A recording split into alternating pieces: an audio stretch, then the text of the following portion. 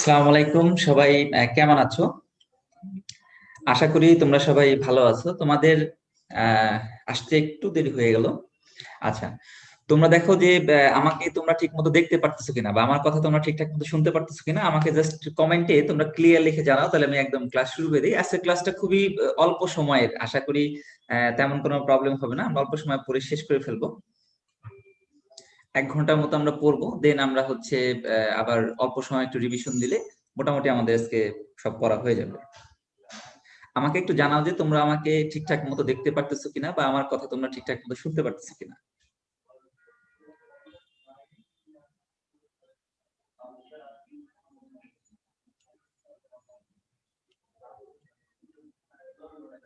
আচ্ছা, সবাই বলতেছে যে ক্লিয়ার আছে ভাই। আচ্ছা, ঠিক আছে। তো তোমরা এর আগের দিনে এক্সট্রা ইনফরমেশন গুলো অনেকে পড়ছে, অনেকে এক্সট্রা ইনফরমেশন, বিশেষ করে রক্তের এক্সট্রা ইনফরমেশন পড়তে গিয়ে অনেকেই ব্যাপক প্রবলেমের মধ্যে পড়ছে। এটা একটা বিষয়। আবার কেউ, আমি গতকালকে যে প্রশ্নগুলো দেখলাম, তো প্রশ্নগুলো হচ্ছে বেশিরভাগই আমি অ্যান্সার করা এরকম প্রশ্নই করছে। তবে একটা প্রশ্ন দেখলাম যে অনেকে, একজন প্রশ্ন করছিল, আমি তাকে বলছিলাম যে আজকে লাইভ ক্লাসে আমি বলবো যে ভাইয়া এখন আহ, আমাদের যে পরীক্ষা হয়, অর্থাৎ গোল্ডেন বেজ এক্সাম যে পরীক্ষা হয়, এই পরীক্ষার ক্ষেত্রে অনেকে একজন জানতে চাইছিল যে ভাই এই পরীক্ষার ক্ষেত্রে প্রিপারেশন সিস্টেম কি বা কিভাবে পড়বো। এখন আমি একটা জিনিস দেখলাম যে এই পরীক্ষার কিভাবে পড়তে হবে এরকম এ, কোন দিন কি পড়তে হবে বা কোন দিন স্পেশাল এক্সাম থাকলে কি পড়তে হবে, এরই একটা সুন্দর একটা স্টাডি রুটিন তোমাদের দেওয়া আছে। তারপরেও তোমাদের দুশ্চিন্তার কোনো কারণ তো থাকার কথা না, এটা হচ্ছে আমার পার্সোনাল অপিনিয়ন। যে তাহলে সেক্ষেত্রে তোমাদের যে স্টাডি রুটিন দেওয়া আছে তোমরা ওইটা ফলো করলেই হবে। আর তারপরে স্টাডি রুটিনকে অনেক সময় যেটা হয় যে না, আসলে স্টাডি রুটিন বলতেছে যে আমাকে দিনের বেলায় পড়তে, কিন্তু আমি হলো নিশাচর প্রাণী, মনে করো যে আমার আবার হচ্ছে আমার দিন শুরু হয় এরকম রাত 2টার পর থেকে আমার দিন শুরু হয়, আর আমার রাত শুরু হয় হচ্ছে দিন 2টার বা 12টার দিক থেকে। তো এরকম কিছু প্রাণীর জন্য তুমি তাদের জন্য তুমি জাস্ট টাইমটা চেঞ্জ করে না যে এখান থেকে এই টাইপের, এটা একটা বিষয়। বাট বেসিক্যালি হচ্ছে ওইরকম চিন্তা ভাবনা যে রুটিনটা তোমাদের দিছে ভাইয়া, একদম পারফেক্ট একটা রুটিন। ওই রুটিনটাই তুমি ফলো করো। ওই রুটিনটাই তুমি যদি একটু ভালো করে ফলো করে নিজের মতো সময় করে, যে টাইমে তুমি ঘুমাও ওই টাইমে যদি পড়ার টাইম থাকে ওই টাইমটা একটু চেঞ্জ করে নাও। আবার তুমি তো কখনো কখনো সজাগ থাকো, তাই না? সবসময় তো আর ঘুমাও না, তাহলে যখন যখন তুমি হচ্ছে জেগে আছো ওই টাইমে তুমি এইটাকে ট্রান্সফার করে নিয়ে যাও, তাহলে তুমি দেখো যে মোটামুটি একটা ভালো ফলাফল আসবে। আর আরেকটা বিষয় আমি তোমাকে বলি, সেটা হচ্ছে যে আমি নিজেও হচ্ছে সেকেন্ড টাইমার ছিলাম। তো হচ্ছে সেকেন্ড টাইমের অনেকেই তোমার হচ্ছে আমি যেমন হচ্ছে আগের ক্লাসের টাইমে কিছুটা কম সিরিয়াস ছিলাম, বাট গোল্ডেন বেজ এক্সামের টাইমে যতটা পারছি ওই সিরিয়াসনেসটাকে আরো বাড়ায় দিছি।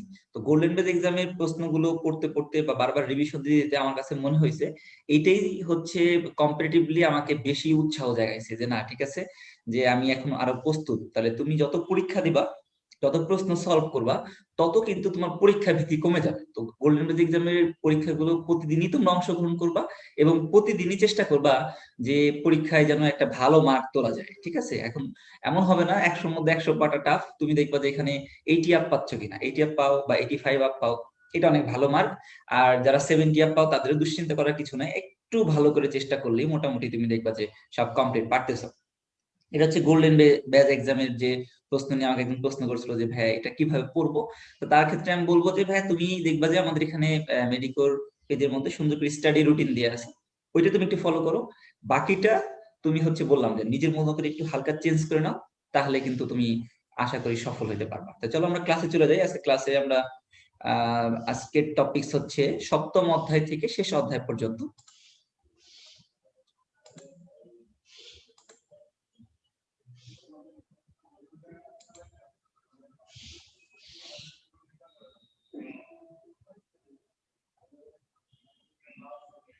আচ্ছা, প্রথমে তো আমাকে তোমরা সবাই চিনো, সেক্ষেত্রে আমার নাম তোমরা জানো, এটা নিয়ে কোনো প্রবলেম নেই। নেক্সট ইনফরমেশন পড়াবো, তাহলে সেক্ষেত্রে প্রথমে যে ইম্পর্টেন্ট যে বিষয়টা সেটা হচ্ছে যে আজকের অধ্যায়ের সাথে চলন ও অঙ্গ চালনা, এই অধ্যায়টা খুবই গুরুত্বপূর্ণ। আমি তোমাদের এর আগে একদিন মনে হয় ক্লাসে বলছিলাম যে ভাইয়া আমাদের ক্লাসগুলোর ক্ষেত্রে আমরা বলছিলাম যে বর্তমান যে প্রশ্নের প্যাটার্ন, সেই প্রশ্নের প্যাটার্ন অনুযায়ী 1 থেকে 6ষ্ঠ অধ্যায়, এটা সবচেয়ে বেশি গুরুত্বপূর্ণ এবং এখান থেকেই বেশি প্রশ্ন আসে এবং এখান থেকেই এক্সট্রা ইনফরমেশন গুলো আমরা বেশি গুরুত্ব দিয়ে একদম ম্যাক্সিমাম এক্সট্রা ইনফরমেশন গুলো আমি গতকালকে পড়াই দেওয়ার চেষ্টা করছি। তবে আজকের যে অধ্যায়গুলো আছে তার মধ্যেও অধ্যায় দুইটা খুব গুরুত্বপূর্ণ আছে। তার মধ্যে একটা হচ্ছে চলন অঙ্গচালনা আর একটা হচ্ছে তোমার হচ্ছে সমন্বয় নিয়ন্ত্রণ। তো সমন্বয় নিয়ন্ত্রণ থেকে যে চলন অঙ্গচালনা থেকে যে টপিক গুলো আছে সেগুলো তোমাদের পড়াবো। আরেকটা বিষয় আছে সেটা আমি তোমাদের পরে পিডিএফ আকারে পড়াই দেবো, সেটা হচ্ছে যে রজচক্রর যে আলোচনা ছিল টোটালি কিন্তু সেটা পরিবর্তিত হয়ে গেছে। তো যেহেতু পরিবর্তিত হয়ে গেছে ওইটা আমি তোমাকে একটা হ্যান্ড নোট দিয়ে তোমাকে 5 মিনিট দেখাই দিলে তুমি দেখবা যে পুরা প্রকার ভেদি চেঞ্জ হয়ে গেছে, পুরা ভিতরে কথাবার্তা চেঞ্জ হয়ে গেছে। তো ওইটা আমি তোমাকে 5 মিনিট একটা স্লাইড দিয়ে পড়াই দিলেই তুমি দেখবা যে আর তোমার পড়তে হইতেছে না। তো চলো আজকে আলোচনায় চলে আসি। চলন ও অঙ্গচালনা প্রথম অধ্যায়। আমার মনে হয় যে তোমরা এখানে সবাই সাথে আছো। চলন ও অঙ্গচালনার ক্ষেত্রে কি কি পরিবর্তন আসছে আমাদের মধ্যে? প্রথমে দেখো যে এখানে 3 ভাগে ভাগ করছে কঙ্কাল তন্ত্র। তার আগে আমরা তোমাকে একটা কথা বলি, চলন বা চলাফেরা করতে গেলে আমাদের কি কি অঙ্গ বেশি প্রয়োজন হয়? চলাফেরা করতে গেলে আমাদের জানি আমাদের 3টি অঙ্গ প্রধানত প্রয়োজন হয়। একটা হচ্ছে অস্থি, নাম্বার 2 হলো তরুণাস্থি, নাম্বার 3 হলো পেশি। অস্থি, তরুণাস্থি আর পেশি, এই 3টা জিনিসের সমন্বয়ে কিন্তু আমরা চলাফেরা করতে পারি। তাহলে কঙ্কাল তন্ত্র কিন্তু এগুলো নিয়েই গঠিত। এই কঙ্কাল তন্ত্র আবার এরা বর্তমানে আবার 3 ভাগে ভাগ করছে। এই 3 ভাগের মধ্যে কি কি ভাগ আছে তোমরা একটু দেখি।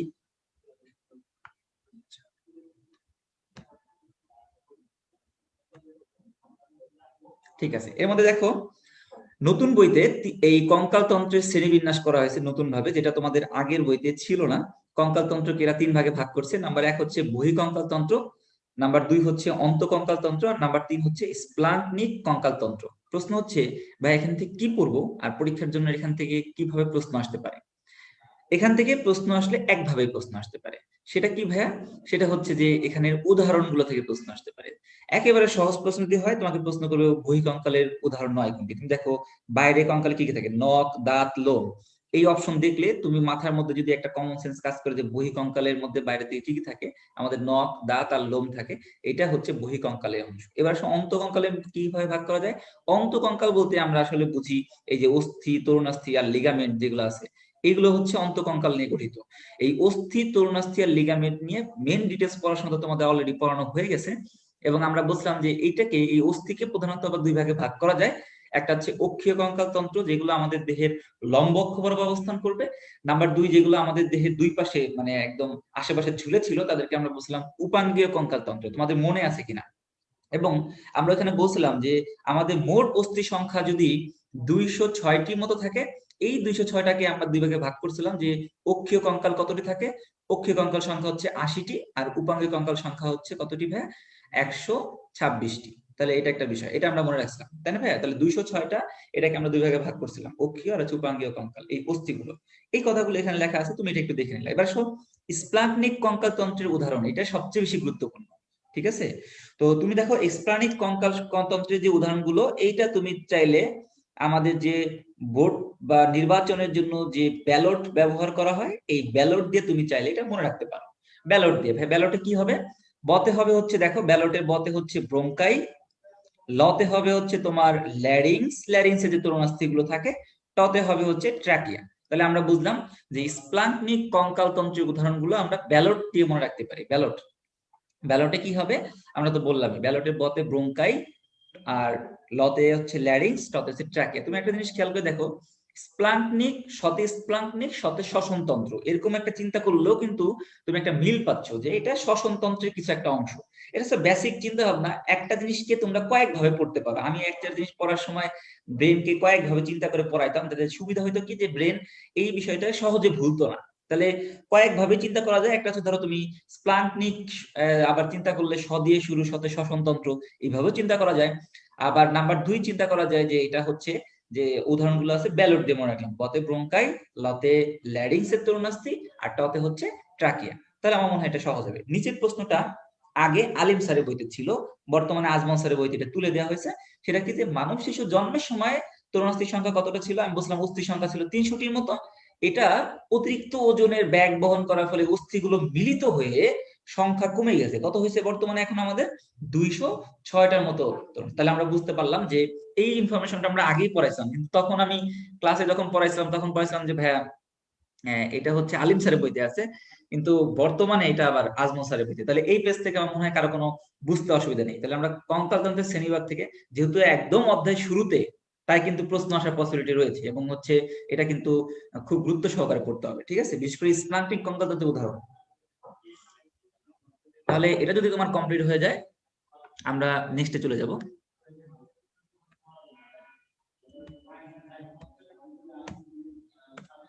আচ্ছা, এখানে বিভিন্ন ধরনের পেশি বা টিস্যুর মধ্যে পার্থক্য নিয়ে কিছু কথাবার্তা বলছি, ঠিক আছে, এতে আমার কোনো প্রবলেম নাই। এই পার্থক্যগুলো তুমি কিভাবে পড়বা, তার আগে আমি পুরো পেশি বা তোমার হচ্ছে রৈখিক পেশি বলো, ঐচ্ছিক পেশিকে একটু রিভিউ করে নিই, ঠিক আছে। আচ্ছা, আমরা একটু বলি তো যে ভাইয়া, পেশির যে আবরণ ছিল তার নাম কি, এটা কি তোমরা মনে আছে কিনা আমাকে বলো তো দেখি, কারো কারো মনে আছে কিনা। পেশির আবরণকে আমরা কি বলি? অ্যান্সার করো, আমি নাম উল্লেখ করতেছি যে কার মনে আছে এখনো। পেশির আবরণকে আমরা কি বলি, এটা আমাকে একটু জানাও।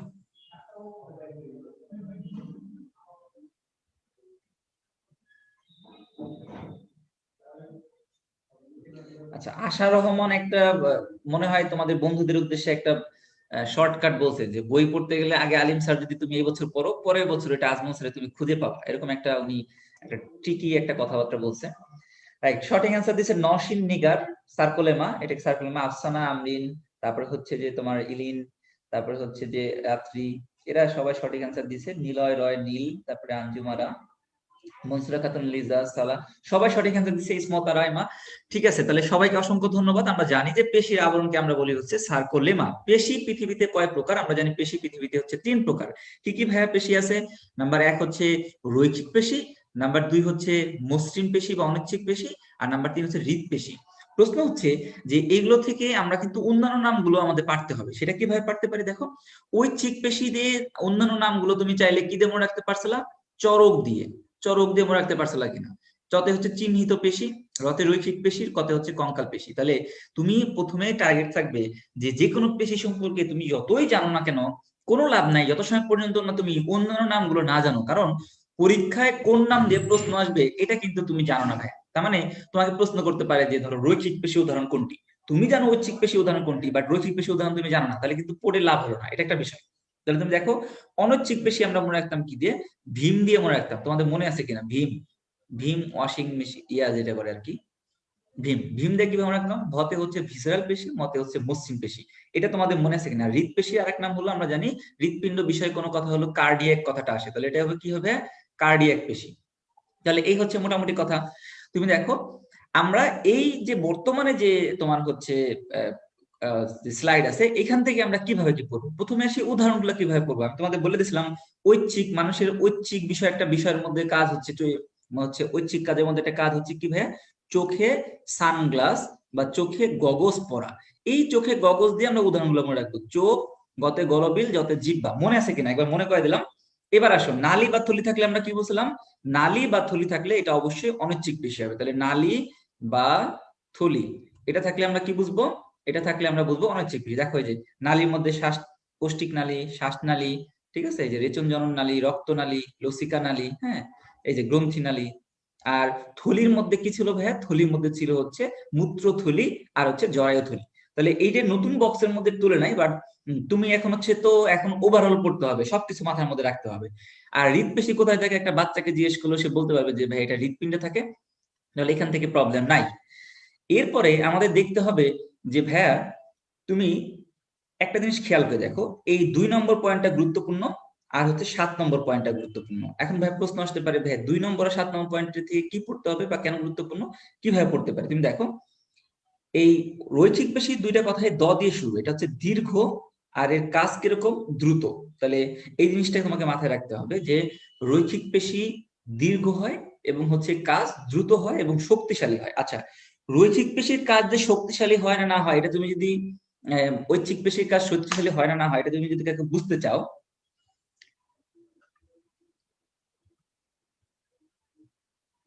আচ্ছা, কলমের কালারটা মনে হয় ওরা একটু চেঞ্জ করে নিলে ভালো হয়, ওরা অনেকে বলতেছে এখানে।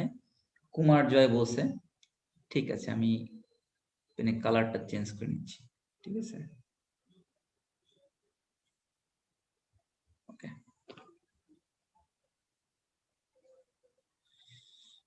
ঠিক আছে, তুমি দেখো যে এইটা হচ্ছে কথা। এখানে দেখো আহ তাহলে আমরা বললাম হচ্ছে কি করে রকম কথা আছে এখানে। আমরা বললাম যে অবস্থান কোথায় আছে, এটা তো আমরা অলরেডি জানি। সেটা আমরা মনে রাখলাম কিভাবে ভাই? মনে রাখলাম হচ্ছে চোখে গগজ দিয়ে, অর্থাৎ চোখ, গলবিল আর জিহ্বা দিয়ে মনে রাখলাম ঐচ্ছিক পেশি। অনৈচ্ছিক পেশি মনে রাখলাম নাড়িথুলি থাকলে, যেটা দিয়ে আমাদের অনেক মনে আছে। এরপর আমাদের যেটা এই বক্স থেকে ইম্পর্টেন্ট, সেটা হচ্ছে 2 নম্বর পয়েন্ট আর হচ্ছে 7 নম্বর পয়েন্ট। কিভাবে মনে রাখবো? দেখো এখানে ঐচ্ছিক পেশির যে কথাবার্তা, দুইটাই দ দিয়ে ভাই কিরকম? এটা হলো দীর্ঘ, এবং এটা হচ্ছে দ্রুত এবং শক্তিশালী কাজ করে। আমি বলতেছিলাম শক্তিশালী কথা বলে, যে ধরো তোমার আহ এই যে যে ঐচ্ছিক পেশির কাজ যে শক্তিশালী কিনা, এটা তুমি কখন বুঝবা? ধরো তুমি যদি কেউ যদি তোমাকে ধরো হাত দিয়ে জোরে একটা চটকানি মারে, তাহলে বুঝবা যে এই যে এটা কাজ, এটা কিন্তু ঐচ্ছিক পেশির কাজ। তাহলে কি বুঝলা? যে ঐচ্ছিক পেশির কাজ অনেক দ্রুত হয় এবং শক্তিশালী হয়। ঠিক আছে? ধরো তুমি যদি কারো কোনদিন কোনো টিচার বা কারো তুমি যদি ধরো একটা মায়ের খেয়ে থাকো হাতে, তাহলে বুঝতে পারবা যে এই পেশিগুলো হচ্ছে ঐচ্ছিক পেশির কাজ, এবং ঠাস করে একটা থাপ্পড় মারলে এই কাজটা কিভাবে হয়? দ্রুত হয় এবং শক্তিশালী কাজ হয়। তাহলে এটা একটা বিষয়, তাহলে এটা মনে রাখলাম। আবার অনিচ্ছিক পেশিগুলোর কাজ কিরকম দেখো, এটা কাজ হলো ধীর আর হচ্ছে দীর্ঘস্থায়ী। এখন কথা হচ্ছে ভাইয়া উল্টা হবে, এটা যদি দ্রুত হয় অনিচ্ছিক কাজ হবে সেটা ধীর গতিতে। এটা শক্তিশালী কিন্তু এটা হচ্ছে দীর্ঘস্থায়ী, মানে অনেক সময় ধরে এই কাজটা করে। যেমন কি উদাহরণ কি আমরা জানি? অনিচ্ছিক পেশি peristalsis. What is peristalsis? Peristalsis মানে হলো যে ধরো আমাদের যে খাদ্য নালীতে খাদ্য প্রবেশ করার পরে পাকস্থলী হয়ে ক্ষুদ্রান্ত ভেদন্ত হয়ে বাইরের দিকে চলে গেল, হ্যাঁ, দেহ থেকে বিদায় নিল। তাহলে এই যে বিদায় নিল, এখানে চলাফেরা করে কিভাবে? এই চলাফেরার একটা প্রক্রিয়ার নাম হলো পেরিস্টালসিস। পেরিস্টালসিস বলতে আমরা কি বুঝি দেখো, পাকস্থলী থেকে একটা রিং আকারে আস্তে আস্তে প্রেস করে। ধরো পাকস্থলী থেকে আস্তে আস্তে প্রেস করতে করতে করতে করতে নিম্নের দিকে, এটাকে বলে পেরিস্টালসিস। এটা হয় কোন পেশির মাধ্যমে ঘটে? অনিচ্ছিক পেশির মাধ্যমে ঘটে। এবং প্রক্রিয়াটা কিরকম হয়? ধীর গতিতে, আস্তে আস্তে হয়। এমন না এটা যদি খুব দ্রুত হইতো, তাহলে তুমি মনে রাখতা যে তুমি খাবার গ্রহণ করছো, এই পারিতে করছো, ওই পারিতে আবার বের হয়ে চলে যাবে, মানে ইনপুট করার সাথে সাথে আউটপুট হয়ে যেত। তার মানে তুমি যদি দুইটা ঘটনা মনে রাখো, তোমার এই যে সংকোচন ক্ষমতা প্রসারণ ক্ষমতা নিয়ে তোমার কিন্তু কোনোভাবেই ভুল হওয়ার কথা না। ভাইয়া বলছে যে ঐচ্ছিক পেশির একটা কাজ হলো যে, মনে করো যে কাউকে মুখে চটকানি মারা, এই মুখে চটকানি মারলে কিভাবে ব্যাপারটা হয়, বা একটা তুমি যদি কাউকে মারতে যাও কিভাবে হয়, এটা অবশ্যই দ্রুত মারতে হবে এবং শক্তিশালী। না মারলে তুমি বুঝবে, যদি শক্তিশালী না হয় কাজটা, তাহলে তো সে বুঝতেই পারবে না তার ভুল হয়েছে, তাই না? সে পাবে যেটা আমাকে হয়তো আদর করছে। তাহলে ব্যাপারটা কিরকম হবে? যে চটকানি ব্যাপারটা দ্রুত এবং শক্তিশালী হওয়া দরকার, এটা ঐচ্ছিক পেশির কাজ, এটা একটা মাথায় রাখলাম। আর একটা বিষয় হচ্ছে পেরিস্টালসিস ঘটে, এটা অনিচ্ছিক পেশির কাজ। সেটা অনেক দ্রুত হইলে তোমার কি হইতো? তাহলে তুমি খাবার গ্রহণ করার সাথে সাথেই খাবার ত্যাগ করে ফেলতে। তাহলে সেটা কিভাবে হয়? সেটা ধীর গতিতে হয় এবং হচ্ছে এটা দীর্ঘস্থায়ী প্রক্রিয়া, আস্তে আস্তে হয়। তাহলে এটা দিয়ে তুমি মনে রাখবা। আর হচ্ছে হৃৎপিণ্ড ব্যাপারটা হচ্ছে কিরকম, এটা পরিমিত ভাবে দ্রুত কাজ করে। পরিমিত ভাবে দ্রুত মানে এই হলো সবসময় মাঝামাঝি, সে দ্রুত কাজ করবে কিন্তু পরিমিত ভাবে, আস্তে আস্তে আস্তে আস্তে। মানে ব্যাপারটা হচ্ছে যে সে, আমি সবসময় বলি যে হৃৎপিণ্ডর কাজ হলো এদের মাঝামাঝি। অ্যাকচুয়ালি সে দ্রুত ওইভাবে অত দ্রুত না, বাট হচ্ছে সে পরিমিত ভাবে দ্রুত, এটাকে বলে আর কি। ঠিক আছে? তাহলে দেখলাম এটা দীর্ঘ, এটা হচ্ছে মতে মসৃণ, মতে মাকু আকৃতির। আর হৃৎপেশি হচ্ছে কিরকম? নলাকার। এটা তুমি মনে রাখলা। এবার আসো বেশি ইম্পর্টেন্ট যেটা, আমি যেটা মনে করি, এই যে অনুপ্রস্থ রেখা আর ইন্টারক্যালেটেড ডিস্ক। এখান থেকে ভর্তি পরীক্ষার প্রথমে প্রশ্ন আসতে পারে, very very important. Intercalated disc কই থাকে আমরা সবাই জানি, হৃৎপেশিতে থাকে। আর অনুপ্রস্থ রেখা কোথায় থাকবে আমরা মনে রাখবো? ঐচ্ছিক পেশিতে থাকবে। তাহলে তুমি দুটো মনে রাখবা, অনুপ্রস্থ রেখা মনে থাকবে থাকবে হচ্ছে থাকে হচ্ছে তোমার ঐচ্ছিক পেশিতে, আর ইন্টারক্যালেটেড ডিস্ক থাকে হচ্ছে হৃৎপেশিতে। এটা তুমি মনে রাখলাম। তবে হৃৎপেশিতে অনুপ্রস্থ রেখা থাকতে পারে, কিন্তু সেটা থাকলেও কিরকম হবে? অস্পষ্ট। আমার কথা মনে থাকবে? তাহলে তুমি দেখলা যে দুইটাতেই নাই, অর্থাৎ ইন্টারক্যালেটেড ডিস্ক বা অনুপ্রস্থ রেখা নাই। কোথায় নাই এটা দেখলা? এটা হচ্ছে যে মসৃণ পেশিতে কিছুই নাই, অর্থাৎ ইন্টারক্যালেটেড ডিস্কও নাই, অনুপ্রস্থ রেখাও নাই। এটা প্রথমে তুমি ক্লিয়ার করলা। এবার হচ্ছে ঐচ্ছিক পেশিতে থাকে কি হবে? অনুপ্রস্থ রেখা। ইন্টারক্যালেটেড ডিস্ক কোথায় থাকে আমরা সবাই জানি? হৃৎপেশিতে থাকে। এটা পড়লেই হবে। এবার তাহলে তুমি মোটামুটি দেখো বক্সটা তোমার কিন্তু হয়ে গেছে। আর ঐচ্ছিক পেশির কাজ ঐচ্ছিক তুমি জানো, এটার কাজ, এই বাকি দুজনের কাজ হচ্ছে অনৈচ্ছিক, এগুলো তুমি জানো। তাহলে তুমি দেখো বক্সটা পড়তে তোমার কিন্তু এখন কোনো প্রবলেম হবে না। তাহলে আমরা দেখলাম প্রথমে আমাদের অবস্থান নিয়ে আমরা মনে রাখছিলাম কিভাবে, চোখে গগজ আর নালী থলি থাকলে সেটা হবে ওই অনিচ্ছিক পেশি, চোখে গগজ থাকলে সেটা হবে ঐচ্ছিক পেশি। তো প্রথমে তুমি তাদের অবস্থানটা জেনে নিলাম। এবার আমরা 2 নম্বর আর 7 নম্বর পয়েন্টটা পড়বো। কিভাবে মনে রাখবো? আমরা মনে রাখবো ঐচ্ছিক পেশির কাজ দ দিয়ে, অর্থাৎ দীর্ঘ, এটা দেখতে দীর্ঘ হবে এবং কাজটা কিরকম হবে? দ্রুত এবং শক্তিশালী। না মনে থাকলে চটকানি কথা মনে রাখলাম। এবার দেখো অনৈচ্ছিক পেশি কাজ কিরকম হবে? ধীর এবং দীর্ঘস্থায়ী। পেরিস্টালসিসের কথা মনে রাখলাম, কারণ পেরিস্টালসিস দ্রুত হইতে তুমি খাদ্য গ্রহণ করার সাথে সাথে ত্যাগ হয়ে চলে যেত। আর হৃৎপিণ্ড মাঝামাঝি কাজ করে পরিমিতভাবে দ্রুত। এবার দেখো মতে মসৃণ পেশি, মতে মাকু আকৃতি, আর এটা হচ্ছে কিরকম নলাকৃতি, মনে রাখলা। এবার তোমার দুইটা জিনিস মাথায় রাখতে হবে, অনুপস্থ রেখা আর ইন্টারগ্রেটেড ডিস্ক। কিভাবে মনে রাখবা? ইন্টারগ্রেটেড ডিস্ক কোথায় থাকে আমরা জানি হৃৎপিণ্ডে, অনুপস্থ রেখা কোথায় থাকবে? ঐচ্ছিক পেশিতে। এবং মসৃণ পেশিতে ইন্টারগ্রেটেড ডিস্ক থাকে না, অনুপস্থ রেখাও থাকে না। এটাতে তোমার পড়া কিন্তু শেষ হয়ে গেছে। এবং তুমি জানো একমাত্র ঐচ্ছিক পেশির কাজে তোমার ইচ্ছা মতো চলে, বাকি হৃৎপেশি এবং অনৈচ্ছিক পেশি কোনোটাই তোমার ইচ্ছা মতো চলে না। তার মানে এই দুজনের কাজ হচ্ছে অনৈচ্ছিক। তাহলে এই বক্সটা কিন্তু বর্তমানে যেহেতু আলিফ আজমল স্যারের বইতে সুন্দরভাবে দিয়ে আছে, এটা কিন্তু তোমাদের জন্য পরীক্ষার জন্য গুরুত্বপূর্ণ। তাহলে বক্সটা আমার মনে হয় তুমি পারবা। এবার নেক্সটে আসে। আচ্ছা, সমন্বয় ও নিয়ন্ত্রণ থেকে দেখো কিছু কথাবার্তা আমাদের মনে রাখতে হবে। এই সমন্বয় নিয়ন্ত্রণের ক্ষেত্রে তুমি যেটা দেখবা, মেনিনজাইটিস কি জিনিস? মেনিনজাইটিস হচ্ছে, আমরা জানি, তার আগে আমাকে এটা বলো যে ভাইয়া মেনিনজেস কি জিনিস? মেনিনজেস হচ্ছে আমরা জানি যে মস্তিষ্কের বা সুষুম্না কাণ্ডে, অর্থাৎ মস্তিষ্ক এবং সুষুম্না কাণ্ড নিয়ে যে আমাদের স্নায়ুতন্ত্রের অংশ গঠিত হয়, কেন্দ্রীয় স্নায়ুতন্ত্র, এই কেন্দ্রীয় স্নায়ুতন্ত্রকে ঘিরে অবস্থান করে, তাকে আমরা বলি হচ্ছে মেনিনজেস। তাহলে এই আবরণের নাম হচ্ছে কি? মেনিনজেস। এইখানে যদি কোনো ভাইরাস ব্যাকটেরিয়া দিয়ে আক্রমণ ঘটে, তাহলে যে রোগ হবে তার নাম হলো মেনিনজাইটিস। তোমাকে কি পড়তে হবে ভর্তি পরীক্ষার জন্য, খুবই গুরুত্বপূর্ণ, সেটা হচ্ছে যে ভাইয়া এটা কোন ব্যাকটেরিয়া দেওয়া হয়? নিশেরিয়া মেনিনজাইটিস। তুমি যদি ভুলে যাও, তুমি দেখবা একটা জিনিস খেয়াল করে, গনোরিয়া রোগের নামের মধ্যেও কিন্তু নিশেরিয়া কথাটা আছে। একটা জিনিস খেয়াল করে দেখছো যে নিশেরিয়া আবার একটা সুবিধা হলো, এই গ্রুপে যে রোগ তৈরি করে পরেরটা, অর্থাৎ এই নামের দ্বিতীয় অংশটা ওই রোগের নামের সাথে মিল থাকে। যেমন ধরো নিশেরিয়া গনোরিয়া, এই নিশেরিয়া গনোরিয়া হচ্ছে নিশেরিয়া গনোরিয়া রোগ তৈরি করে। নিশেরিয়া মেনিনজাইটিস এটা হচ্ছে মেনিনজেস রোগ মেনিনজাইটিস রোগ তৈরি করে। তাহলে তুমি দেখলা যে নিশেরিয়ার ক্ষেত্রে এই জিনিসটা একটু মিল আছে। দেখো নিশেরিয়া মেনিনজাইটিস যে রোগ তৈরি করবে তার নাম মেনিনজাইটিস। আচ্ছা, এবার দেখো এটা ক্ষেত্রে কি হয়।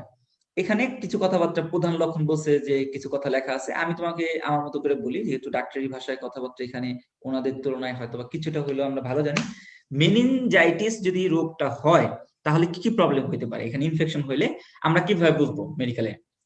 তুমি দেখবা যে তুমি গলার এই জায়গাটা দেখবা অনেক শক্ত হয়েছে, ঘাড়টাকে তুমি নাড়াইতে পারতেছো না। যেমন আমাদের ঘাড় কিন্তু তুমি চাইলেই যে সুন্দরভাবে কিন্তু শিথিল, না, কিন্তু তোমার হচ্ছে রিজিড না, বাট তোমার মেনিনজাইটিস রোগটা হলে কি হবে? এই ঘাড়টা একটু রিজিড হয়ে যাবে।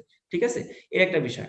তারপরে তোমার হচ্ছে এই যে আবার মনোযোগে বিঘ্নতা ঘটবে। এখন ধরো মাথার মধ্যে কোনো ইনফেকশন হলে তোমার তো মনোযোগ থাকার কথা না, বমি আসতে পারে, যে কোনো জিনিসে প্রবলেম হতে পারে। এবং আলো বা শব্দ সমহীনতা, এই কথাগুলো গুরুত্বপূর্ণ না। তোমার জন্য ভর্তি পরীক্ষার জন্য গুরুত্বপূর্ণ হচ্ছে, যেটা আমি আগেই বলে দিলাম, মেনিনজাইটিস রোগ কোন ব্যাকটেরিয়া দিয়ে হয়, এটা খুবই গুরুত্বপূর্ণ। সেটা হচ্ছে নিশেরিয়া মেনিনজাইটিস, এটা গুরুত্বপূর্ণ। এবার আসলে মস্তিষ্কের গঠন নিয়ে ওদের কিছু কথা পরিবর্তন হয়েছে। তার মধ্যে তুমি দেখো এই যে এর সংখ্যাটা দেখো 100 বিলিয়ন, নতুন বইতে বলছে 100 বিলিয়ন। ওজন হচ্ছে 1.3 থেকে 1.4 কেজি। এবং হচ্ছে এটা হলো পুরুষে এটার আয়তন 1500 সিসি, স্ত্রী দেহে এটা হচ্ছে 1300 সিসি। তাহলে এই কথাগুলো তুমি মনে রাখলা, তাহলে তোমার পড়া শেষ। এবার দেখো এখান থেকে তেমন কিছু পড়ার নেই, আমরা নেক্সট স্লাইডে চলে যাই। আচ্ছা, এখানে দেখো মধ্য মস্তিষ্ককে আমরা আগে 3 ভাগে ভাগ করতাম, তোমাদের মনে আছে কিনা মধ্য মস্তিষ্ককে?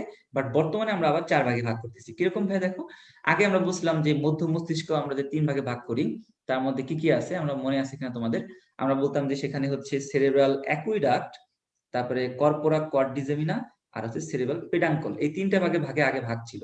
বর্তমানে এই পৃষ্ঠদেশের অংশকে এদের বলা হচ্ছে টেকটাম, অর্থাৎ বর্তমানে মধ্য মস্তিষ্ককে আবার 4 ভাগে ভাগ করা যায়। এটা একটা বিষয়।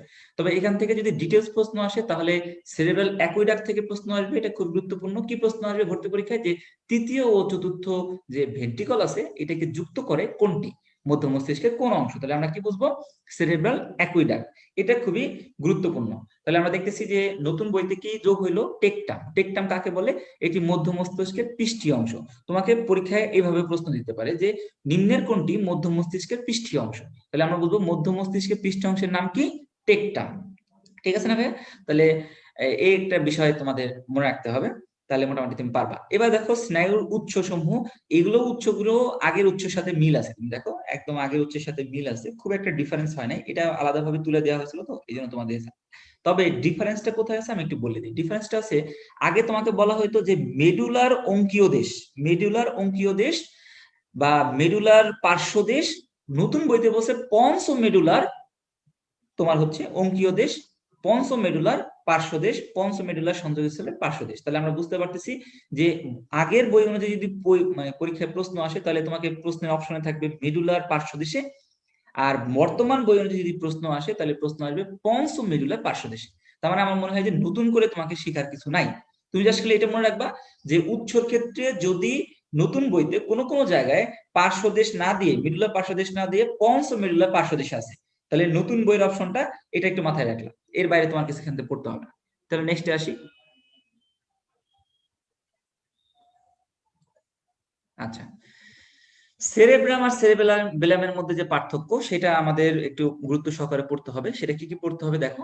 সেরেব্রাম, এই কথাগুলো আমরা জানি। সেরেব্রাম হচ্ছে আমরা জানি হচ্ছে যে এটি অগ্র মস্তিষ্কের অংশ। এটা আমরা জানি সেরেবেলাম পশ্চাৎ মস্তিষ্কের অংশ। এটা আমাদের মস্তিষ্কের 80% গঠন করে, আর এটা হচ্ছে মস্তিষ্কের 11% গঠন করে। তাহলে এই কথাগুলো তুমি একটু মনে রাখলাম। আচ্ছা, ঠিক আছে, মোটামুটি এগুলো তুমি একটু দেখলা যে এখানে কাজগুলো একটু দেখলা, এই কাজগুলো তোমার আসলে আগেই পড়া আছে, নতুন করে পড়ার কিছু নাই। তারপরেও যেহেতু নতুন বক্সে আছে তাহলে বক্স থেকে টিচারদের চোখে পড়ে বেশি, এই কথাটা একটু খেয়াল করে যে হাঁচি কাশি এবং এই কথাটা মানে হাঁচি এবং কাশি এটা নিয়ন্ত্রিত হয় কোনটির মাধ্যমে? সেরেবেলামের মাধ্যমে, ঠিক আছে। আর হচ্ছে ঐশ্বিক পেশির সঞ্চালন ও চলন এটা কিসের মাধ্যমে হয়? যদি এরকম প্রশ্নটা ভর্তি পরীক্ষায় তুমি দেখো তাহলে বুঝবা যে বক্স থেকে সরাসরি প্রশ্ন করছে। তাহলে আমরা বুঝলাম এই এখান থেকে মনে রাখতে হবে যে হাঁচি কাশি নিয়ন্ত্রণ করে কে? সেরেবেলাম। আর আমরা বুঝবো যে হচ্ছে ঐচ্ছিক পেশির সঞ্চালন ঘটায় কে? সেটা হচ্ছে সেরেব্রাম। তাহলে এই কথাটা মনে রাখতে হবে। আর হচ্ছে যে আমাদের মস্তিষ্কে 80% গঠন করে কে? সেরেব্রাম। আর 11% গঠন করে সেরেবেলাম। কোনটা অগ্র মস্তিষ্কে কোনটা পশ্চাৎ মস্তিষ্কে আমরা জানি, তাই না? আচ্ছা, এবার দেখো যে এটা সেরেবেলামে হচ্ছে যে দুইটা অংশ আছে, সেই দুইটা অংশ যুক্ত হয় কি দিয়ে? কর্পাস ক্যালোসাম দিয়ে, এটা আমরা আগেই জানি। আর এটা যুক্ত হয় কি দিয়ে? ভার্মিস দিয়ে। এই কথা কিন্তু নতুন না, এই কথাগুলো আগেই আমরা জানতাম, বাট এখন শুধু বক্স আকার দিয়ে আছে, এই জন্য আমি এটা পড়াচ্ছি না। তাহলে আমরা বুঝলাম এই বক্স থেকে যদি নতুন করে প্রশ্ন হয় কি হইতে পারে, সেটা হচ্ছে যে এই যে 11% প্রশ্ন আসতে পারে, বা প্রশ্ন আসতে পারে হাঁচি কাশি, সরাসরি এখান থেকে তুলে দিতে পারে হাঁচি কাশি নিয়ন্ত্রণ করে কে? সেরেবেলাম। এর বাইরে এখান থেকে প্রশ্ন আসবে না। এবার দেখো, সংবেদী বা সেন্সরি, আর একটা হচ্ছে তোমার হচ্ছে মোটর। এই দুইটা জিনিস তুমি কিভাবে মনে রাখবা? তো আমার ক্ষেত্রে যেটা মনে হয় সেটা হচ্ছে যে এটা তুমি চাইলে ব ক দুইটা কথা মনে রাখতে পারো। একটা হচ্ছে তুমি দেখো সংবেদী, আমরা এটুকু জানি সেন্সরি যেটা সেটা হচ্ছে সংবেদী নিউরন। সংবেদী নিউরন মানে কি? সংবেদ বা সংবাদ বহন করে নিয়ে আসে। আচ্ছা, চেষ্টীয় নিউরন মানে কি? যে কোনো যে অর্ডার, সে অর্ডারটা সে নিয়ন্ত্রণ করে, এটা তো আমরা জানি, এখানে তো কোনো প্রবলেম নাই। প্রবলেমটা কোথায়? যে ভাই এটা কি বহির্বাহী নাকি এটা অন্তর্বাহী, এটা একটা প্রবলেম। আর একটা হচ্ছে এটার উৎপত্তি কোথায়? উৎপত্তি হলো কেন্দ্রীয় স্নায়ুতন্ত্র থেকে, আর এর উৎপত্তি হচ্ছে প্রান্তীয় টিস্যুতে। তাহলে এই বিষয়টা তোমাকে হচ্ছে নতুন বইতে খেয়াল করতে হবে। এটা তোমরা আগেই জানতা যে চেষ্টীয় স্নায়ুর উৎপত্তি হচ্ছে কেন্দ্রীয় স্নায়ু থেকে উৎপত্তি হয় এবং যে কাজটা করে হলো প্রান্তীয় টিস্যুতে। আর সংবেদী স্নায়ু হচ্ছে মানে তোমার হচ্ছে প্রান্তীয় টিস্যুতে উৎপন্ন হবে এবং এটা যাবে হচ্ছে কেন্দ্রীয় স্নায়ুতন্ত্রে। তাহলে এই বিষয়টা মনে রাখলেই হবে, এটা তুমি আগেই জানতে, নতুন কিছু না। আচ্ছা, তাহলে তুমি দেখো যে সংবেদী ও চেষ্টীয় স্নায়ুর মধ্যে যে পার্থক্য এটা তুমি একবার রিডিং করলেই পারবা, এটা নতুন করে পড়ার কিছু নাই তেমন। তারপর যদি না পারো তাহলে বক কথাটা মনে রাখবা, যে বকে হচ্ছে মোটর হচ্ছে কিরকম হবে?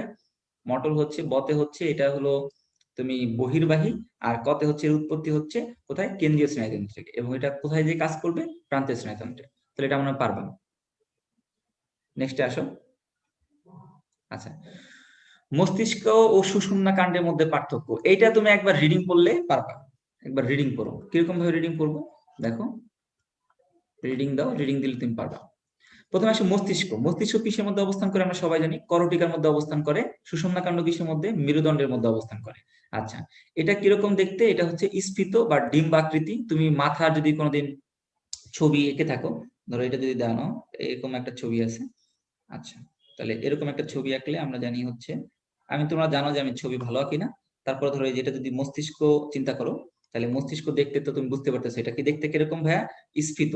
আর এটা দেখতে কিরকম? ডিমের মতো। কিন্তু তুমি যদি ডিম খেয়ে থাকো তুমি জানো যে তাহলে এটা দেখতে হলো ডিম্বাকৃতি, তাই না? ডিম ডিম তো এরকমই অনেকটা, তাই না? তাহলে এটা একটা ডিম্বাকৃতি বা হচ্ছে স্ফীত অংশ। আর এটা হচ্ছে লম্বা একটা অংশ। দেখো এই পরবর্তী অংশ যেটা, এটা দেখতে লম্বা না? তাহলে এটা একটা লম্বা একটা অংশ।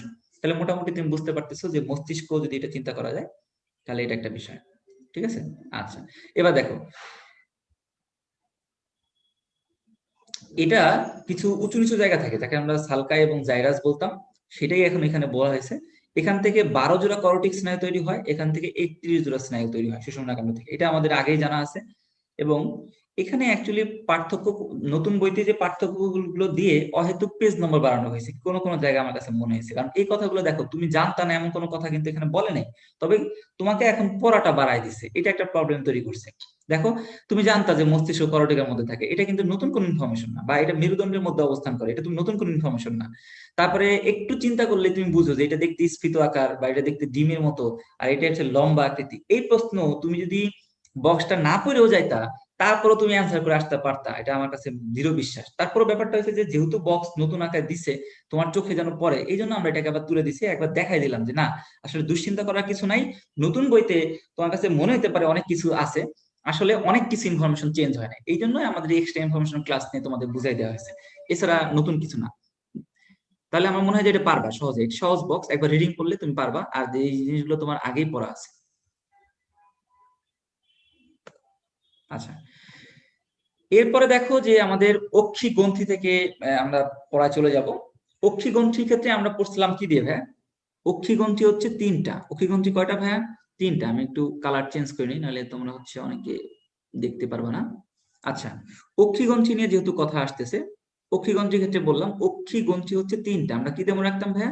আমরা মনে রাখতাম হচ্ছে হামলা দিয়ে। মনে আছে তোমাদের? হামলাতে কি হবে? হামলা হতে হবে হচ্ছে তোমার হার্ডেরিয়ান গ্রন্থি, মতে হবে হচ্ছে তোমার মিবোমিয়ান গ্রন্থি, লতে হবে হচ্ছে তোমার ল্যাক্রিমাল গ্রন্থি।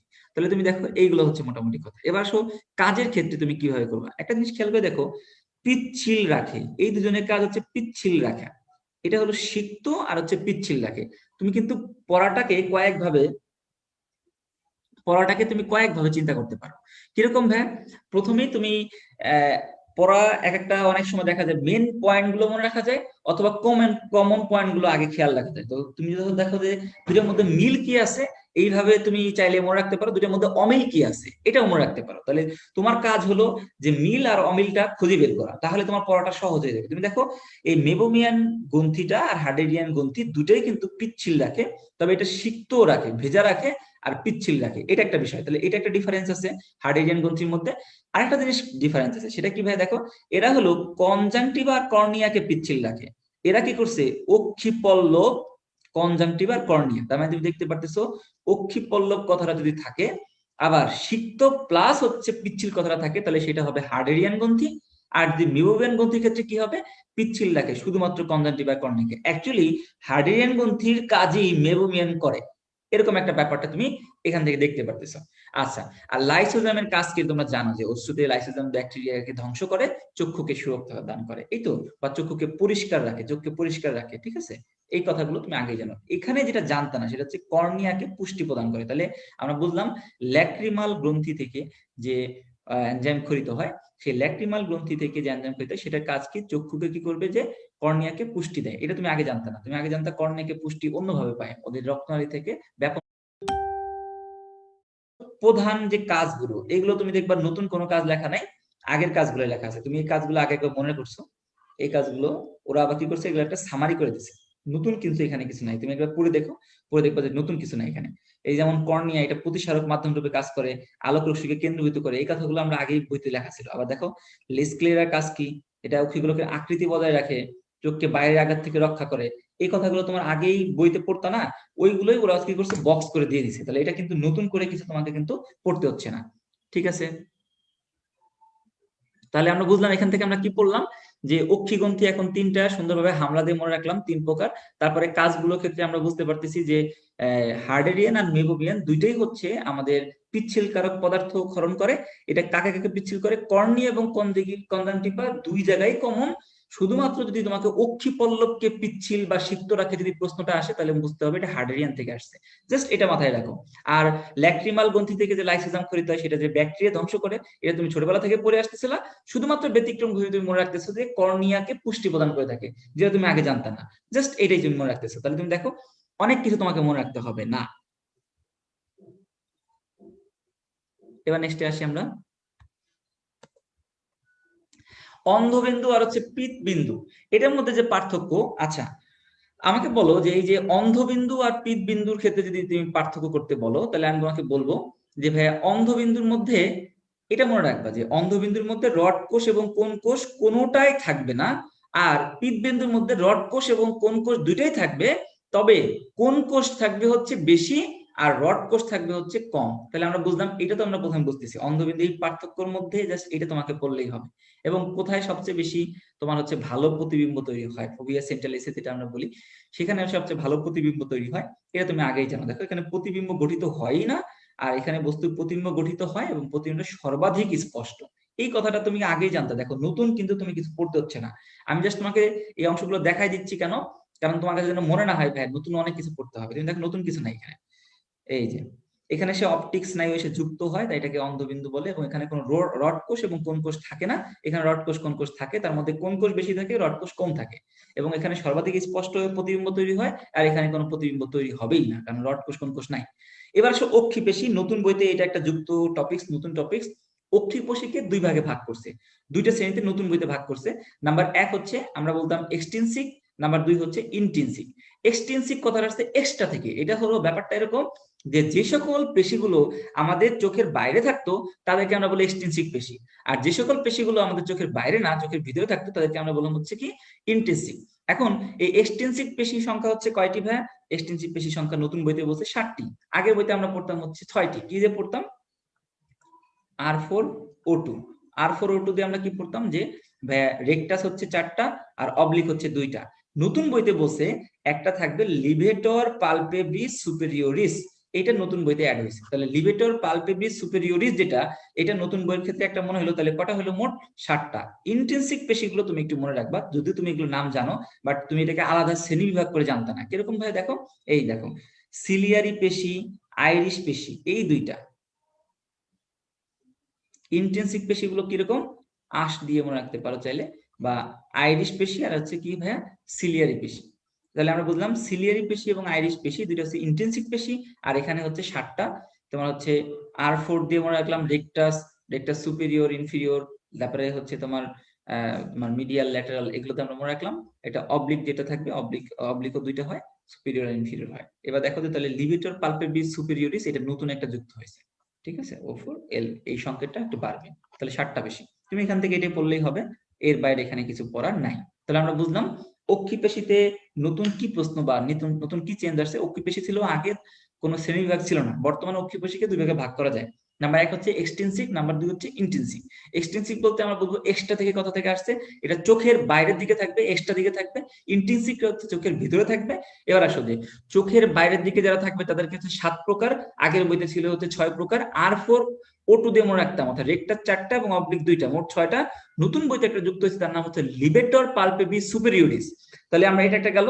ইন্টেনসিভ হচ্ছে আঁশ দিয়ে মনে রাখতে পারো, আতে হচ্ছে আইরিশ পেশি, আর সাথে হচ্ছে সিলিয়ারি পেশি। তাহলে ভর্তি পরীক্ষার জন্য নতুন এই জায়গাটা কিন্তু খুব গুরুত্বপূর্ণ যে ভাই। এবং একটা জিনিস দেখবা, এই অধ্যায়ে তুমি কিছুই বাদ দেবা না। এই যে তোমার হচ্ছে স্নায়ুতন্ত্র যে অধ্যায়টা আছে, এখান থেকে সর্বাধিক প্রশ্ন হওয়ার রেকর্ড আছে। তাহলে এই অধ্যায় থেকে তুমি কিছুই বাদ দেওয়ার কোনো অপশন নেই, এখানে তুমি সবই পড়বা, সবই রিডিং পড়বা। এটা হচ্ছে বড় কথা।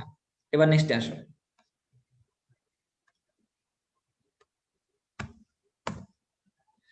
এখানে যে কথাটা আছে সেটা হচ্ছে যে কাজগুলো সুন্দরভাবে আবার ওরা তুলে দিছে। এই কাজগুলো তুমি অলরেডি পারো। সিলিয়ারি বডির কাজ কি, রেটিনার কাজ কি, ঠিক আছে, লেন্সের কাজ কি, এই যে আলোক প্রতিসরণ করা, আলোক রশ্মি রেটিনার উপর কেন্দ্রীভূত করা, তারপরে পিউপিলের কাজ কি, কনজাংটিভার কাজ কি, চোখকে ধুলাবালি জীবাণু থেকে রক্ষা করা, অন্ধবিন্দুর কাজ কি, অন্ধবিন্দু হচ্ছে প্রতিবিম্ব সৃষ্টি হয় না, তারপরে ফোভিয়া সেন্টিলিসের কাজ কি, ঠিক আছে, প্রতিবিম্ব সৃষ্টি এবং সবচেয়ে ভালো প্রতিবিম্ব তৈরি হয়। এই কথাগুলো তুমি আগে যেগুলো জানতা, তুমি দেখবা সেই কথাগুলোই এখন নতুন বইতে অ্যাড করা আছে।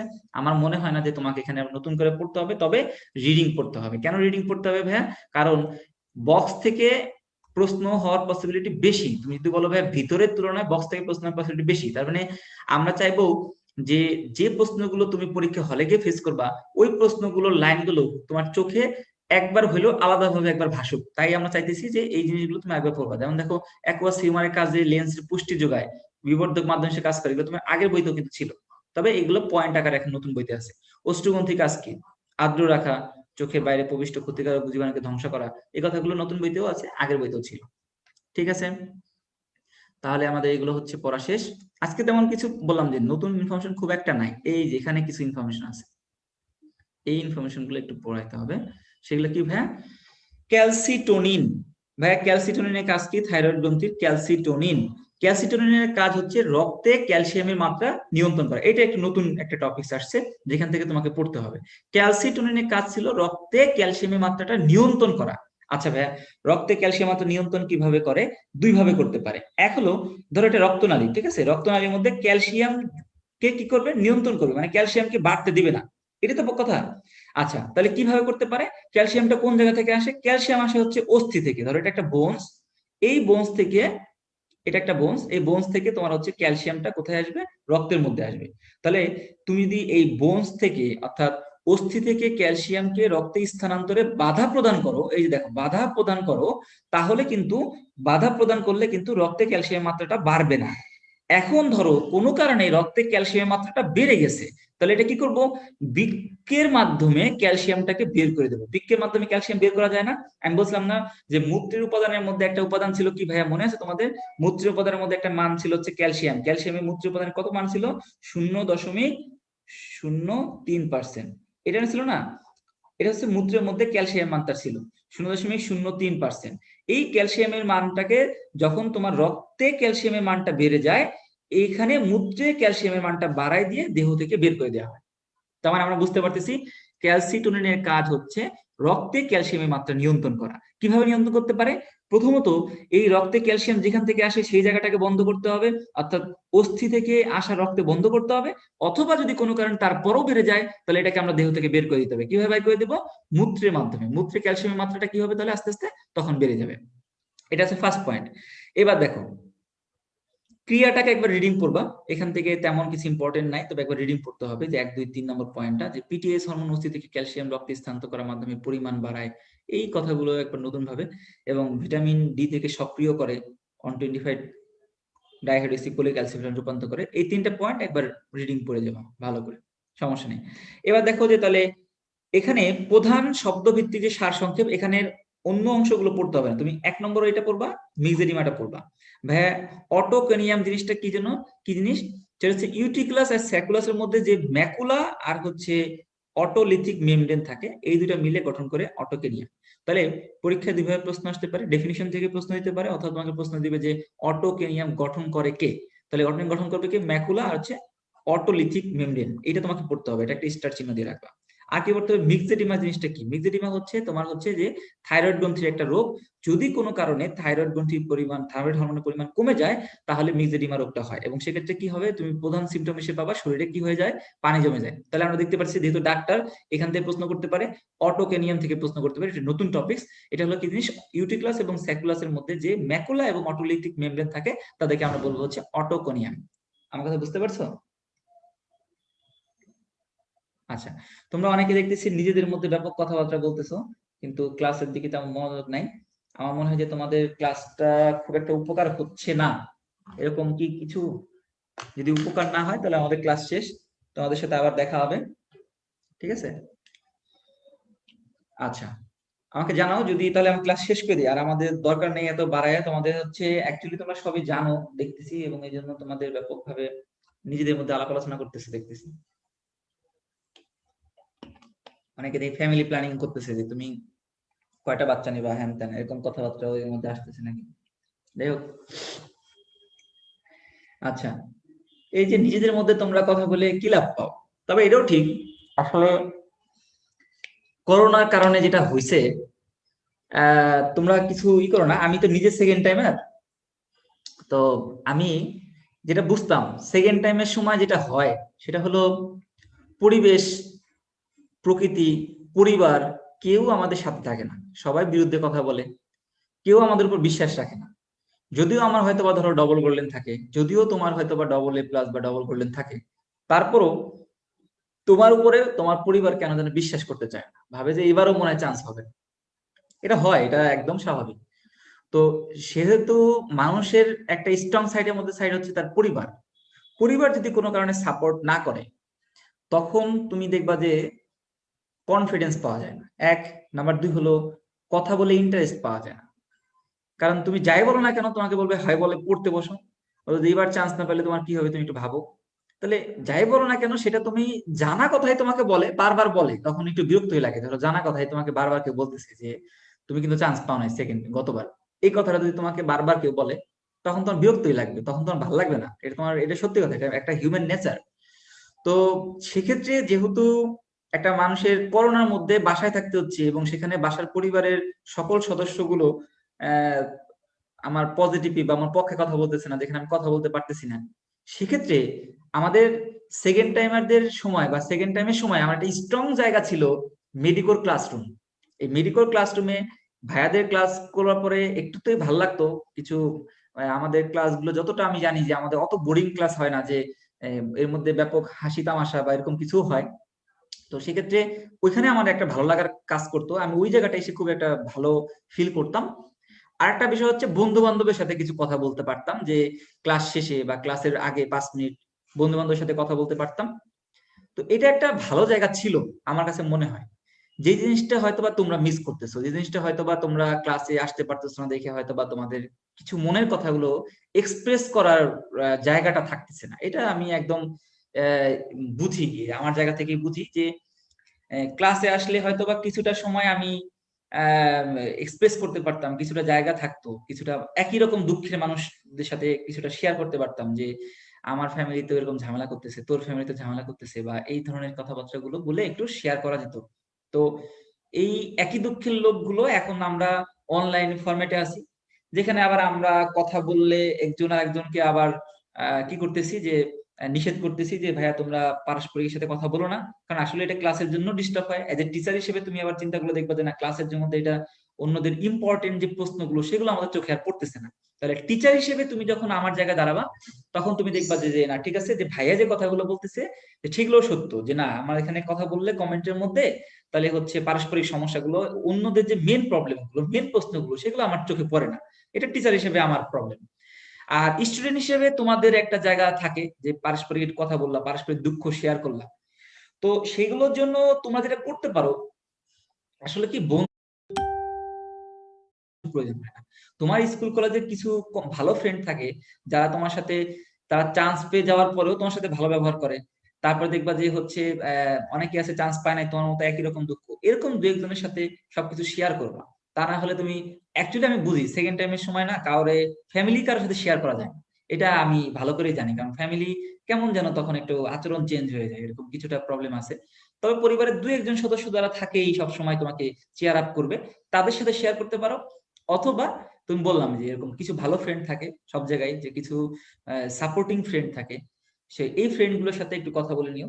বাট ক্লাসের মধ্যে কথা বলো না, এটা হচ্ছে টিচার হিসেবে তুমি এই জায়গাটা দাঁড়াইলে তুমি বুঝতে পারবা যে তাহলে অন্যদের ইম্পর্টেন্ট ক্লাসগুলো, কথাগুলো আমরা পাই না খুঁজে। এটা একটা প্রবলেম হয় টিচার হিসেবে, এটা আমার জন্য হচ্ছে রিকোয়েস্ট। তোমাদের ক্লাস যদিও প্রায় শেষ, এখন নিজে যেহেতু কথা বলে নিও।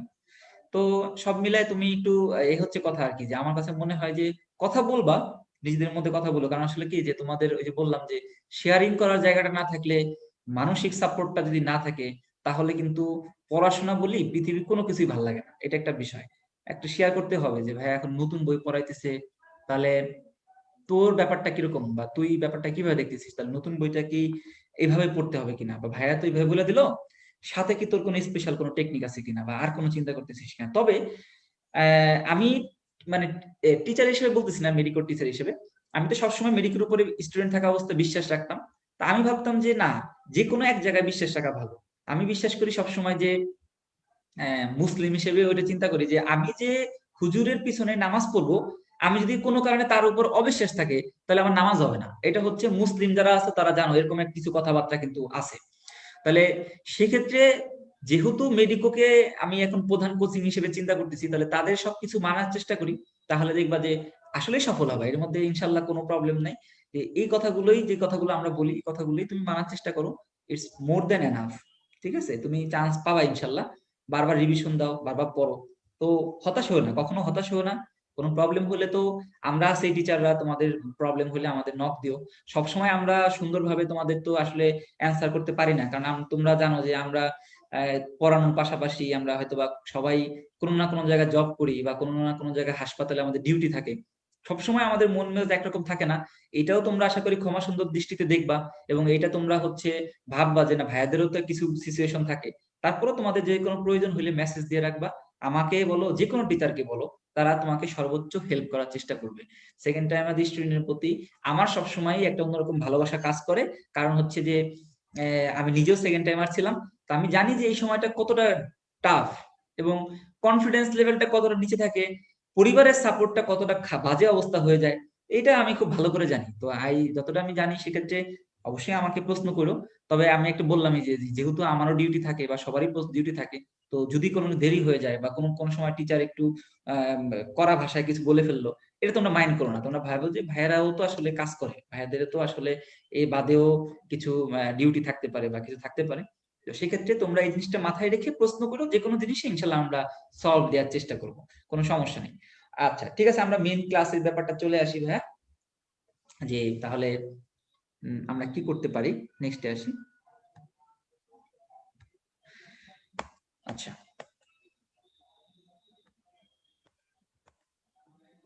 তাহলে হচ্ছে ক্লাসের এই টপিক গুলো এখান থেকে শেষ করা হয়েছে, মানে আমাদের প্রায় শেষ। কিন্তু আমি তোমাদের আরেকটা স্লাইড দেখাবো, সেটা হচ্ছে কিরকম ভাইয়া,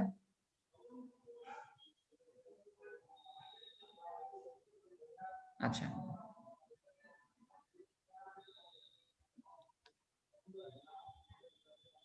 ঠিক আছে, তুমি এই টপিকটা একটু দেখো। আমি বলছিলাম যে নতুন যে রজস্রাবের যে নতুন বইতে কিছু পরিবর্তন আসছে, এই কথাটা আমি তোমাদের একটু আগে বলছিলাম। তাহলে যেহেতু রজস্রাবের নতুন টপিক সেখানে কিছু পরিবর্তন আসছে, তাহলে কি কি পরিবর্তন আসছে এবং সেক্ষেত্রে আমি বললাম যে পুরোপুরি চেঞ্জ আসছে, নতুন বইয়ের রজচক্র নিয়ে কিছু চেঞ্জ আসছে, এটা আমি তোমাকে একটু পড়াই দিই। সেটা কিরকম দেখো, নতুন বই দেখবা রজচক্রকে, আগের বইতে রজচক্রকে বা রজচক্রকে আমরা মোট বলতাম কিভাবে ভাইয়া, মোট দিন আছে হচ্ছে 28 দিন। মোট দিন কত ভাইয়া? 28 দিন। এখনকার বইতেও রজচক্রের মোট দিন 28 দিনে ভাগ করা, তার মানে এখানে কোনো চেঞ্জ আসেনি। কিন্তু চেঞ্জ কি আসছে, আগে আমাদের রজচক্র বলতে আমরা বুঝতাম শুধুমাত্র জরায়ু চক্রকে, বাট নতুন বইতে বলছে রজচক্রকে আমরা দুই ভাগে ভাগ করতে পারি, একটা হচ্ছে জরায়ু চক্র আর একটা হচ্ছে ডিম্বাশয় চক্র। শোনো, তোমাদের নতুন বই যারা অলরেডি কিনছো তারা জানো এই রজচক্র নিয়ে নতুন বইতে কত কত পেজ, 3 পেজ 4 পেজের মতো করে রজচক্র নিয়ে লেখা আছে নতুন বইতে। আমি আমার স্টুডেন্টের সুবিধার জন্য আমি কি করছি, যেগুলো আমার লাগবে এবং যেগুলো আমার স্টুডেন্টের শুধুমাত্র পড়ে গেলে অল্প সময়ের মধ্যে কমপ্লিট হয়ে যাবে, আমি শুধু সেই ইনফরমেশন গুলো তোমাদের এখানে কালেক্ট করে দিছি, পড়ার সিস্টেমটা বলে দিচ্ছি। ঠিক আছে, তাহলে তুমি দেখো যে তোমাদের নতুন বইতে রজচক্র টপিকসটা ফুললি চেঞ্জ, একদম নতুন, কোনো আগের কোষাধ্যক্ষতার সাথে তেমন একটা মিলই নাই। তার মানে ওইখান থেকে না পড়ে এই জিনিসটা তুমি দেখে যাও, তা নাহলে তোমার কাছে পরীক্ষা হলে গিয়ে হুট করে তোমার কাছে মনে হবে যে নতুন বইটা কি আসছে, এটা আমি কোনো পড়িনি। ঠিক আছে, এই জন্য আমি দেখো নতুন একটা স্লাইড দিয়ে তোমাদের ভাবে বলে দিচ্ছি নতুন বইয়ের রজচক্র কিরকম আছে, এবং সেখানে কিন্তু বইয়ের সব তথ্য আমি হুবহু তুলে দেনি, যা পড়তে হবে। কারণ দেখো আমি বললাম যে 4টা পেজ আছে, 4টা পেজ বা 5টা পেজে কত ইনফরমেশন থাকে বুঝো, আজমল স্যারের 4টা পেজ মিলে, তাহলে সেখানে সব কিছু তো আমার পরীক্ষার জন্য আসবে না। তো যেগুলো আসবে সেগুলো আমি তোমাকে পড়াই দেবো, মাত্র 1 পেজের মধ্যে তোমার শেষ। কিরকম দেখো, তাহলে আমরা বুঝলাম নতুন বইতে রজচক্রকে প্রধানত দুই ভাগে ভাগ করা গেছে, একটা হচ্ছে ডিম্বাশয় চক্র আর একটা হচ্ছে কি যে জরায়ু চক্র। তাহলে বুঝলাম ডিম্বাশয় চক্র আর হচ্ছে জরায়ু চক্র। এই ডিম্বাশয় চক্রকে আবার 3 ভাগে ভাগ করা যায়, ফলিকুলার পর্যায়, ডিম্বপাত পর্যায়, লুটিয়াল পর্যায়। ঠিক আছে, আচ্ছা রজচক্রকে আগের মতো আছে রজস্রাবীয় পর্যায়, বৃদ্ধি পর্যায়, একটা হচ্ছে ক্ষরণশীল পর্যায়। তাহলে তুমি বুঝলা, ঠিক আছে, যে রজস্রাবীয় আর তারপর হচ্ছে 3টা পর্যায়ে বা মোট 6টা পর্যায়ে ভাগ করা যায়। এবার দেখো ভিতরে কিছু কথা আমি বাস্ট নো দিয়ে লিখে দিছি, যেগুলো তোমাকে ভিতরে হয়তো ডিটেলস পড়লে তুমি পাইতা। কিরকম ভাই, রজচক্র শুরু হওয়াকে আমরা কি বলি, শুরু হওয়াকে বলি আমরা মেনার্কি, এটাকে শেষ হয়ে যাকে আমরা কি বলি, মেনোপজ। একটা প্রশ্ন, এই প্রশ্নটা যদিও তোমাদের আসবে না, কিন্তু এই কথাটা হুট করে শুনলে তোমার মাথার মধ্যে পরীক্ষার হলে গিয়ে একটা বজ্রপাত ঘটতো। ঠিক আছে, যে মনে হতো যে এটা আবার কি জিনিস, রজচক্রকে জরায়ুর কান্না কেন বলে। তোমার জানতে হবে রজচক্রকে জরায়ুর কান্না বলে, এই জিনিসটা তোমাকে হচ্ছে পরীক্ষার জন্য জানতে হবে। কিন্তু কেন বলে এটা আমি 1 মিনিট বলে দিই। কারণ হচ্ছে রজচক্রের ফলে প্রতিবার, অর্থাৎ প্রতিবার পিরিয়ডের সময় বা প্রতিবার মেনস্ট্রুয়েশনের সময় একটা করে বা 2টা করে ডিম্বাণু কি হয়, দেহ থেকে বের হয়ে চলে যায়। তার মানে অ্যাকচুয়ালি আমরা কিন্তু এক হিসেবে চিন্তা করলে এই ডিম্বাণুটা যদি কোনো কারণে নিষিক্ত হয় তাহলে এটা তোমার প্লাস পয়েন্ট, তাহলে তোমার এই ডিম্বাণুটা কাজে লাগতেছে।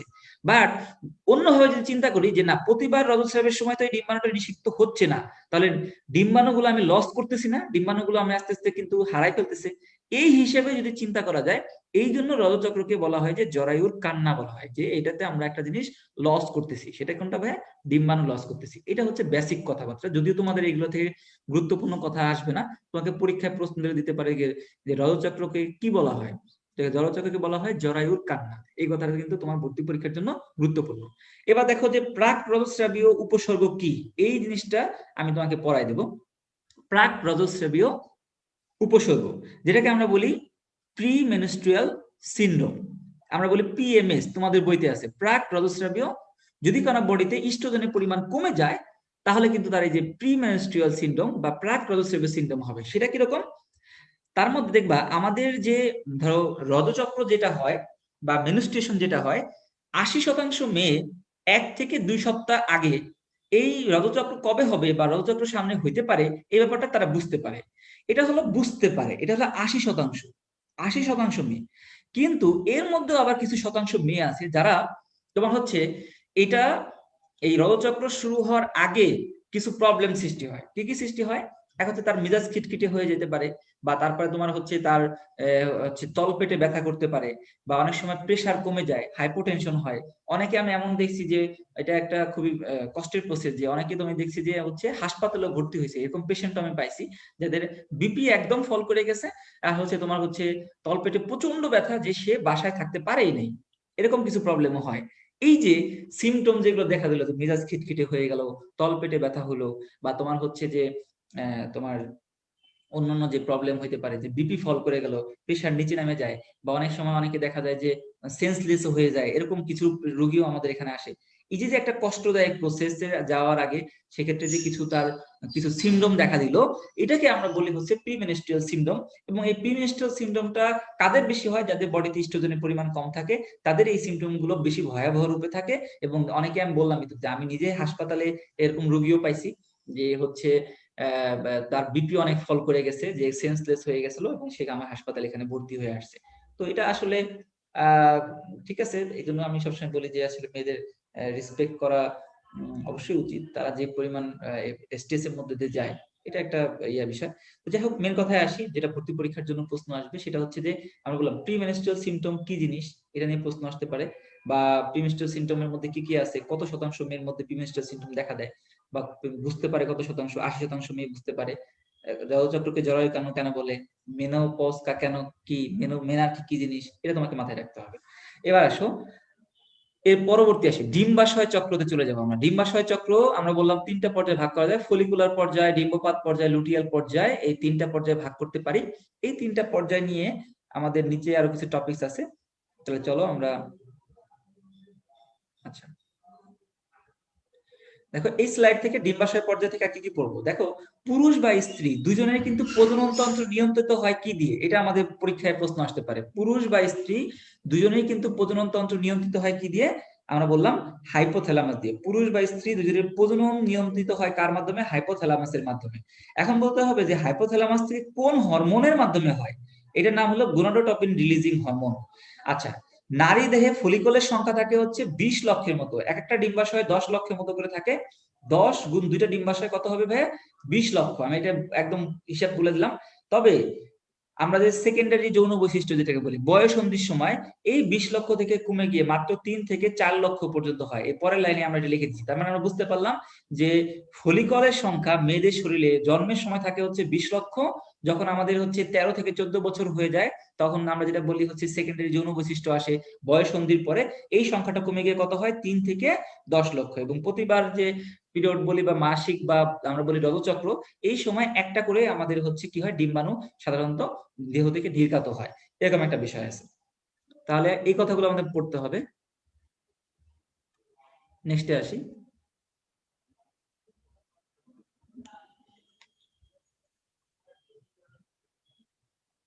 আচ্ছা, এই যে যে ফলিকলের কথা বললাম, দেখো এই ফলিকল নিয়ে এখানে কথা আছে। বললাম যে আমাদের হচ্ছে নারী দেহে ফলিকলের সংখ্যা থাকে হচ্ছে 20 লক্ষের মতো জন্মের সময়, কিন্তু এখান থেকে কমে গিয়ে বয়ঃসন্ধির পরে কত হয়? 3 থেকে 4 লক্ষের মতো। পরিপাকের ব্যাস নতুন ভাবে এটা দেখলাম যে ডিম্বাণুর ব্যাস কত হয়? এটা হচ্ছে গুরুত্বপূর্ণ কথা, যেটা থেকে প্রশ্ন আসবে। এই দুইটা পয়েন্ট খুবই গুরুত্বপূর্ণ। বা কি প্রশ্ন আসতে পারে সেটা হচ্ছে যে এই যে প্রাইমারি ওসাইটকে পুষ্টি সরবরাহ করে কে? নতুন বইতে আছে গ্রানুলোসা কোষ, যা আগের বইতে ছিল না। তাহলে প্রাইমারি ওসাইটকে পুষ্টি সরবরাহ করবে কোন কোষ? গ্রানুলোসা কোষ। আমি কিন্তু একটা অবজেক্টিভ আকার দিয়ে দিছি।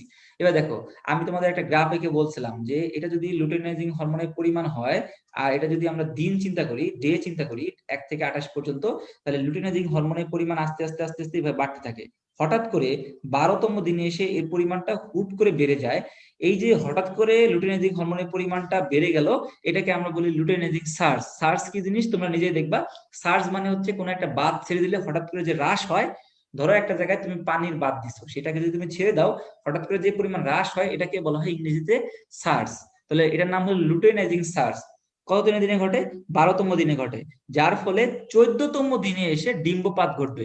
অনেকে আমাকে প্রশ্ন করে, ভাইয়া ডিম্বপাত ঘটবে কততম দিনে? বিভিন্ন জায়গায় বিভিন্ন রকম লেখা থাকতে পারে, তোমাকে অ্যান্সার করতে হবে আজীবনী। ডিম্বপাত ঘটে কততম দিনে?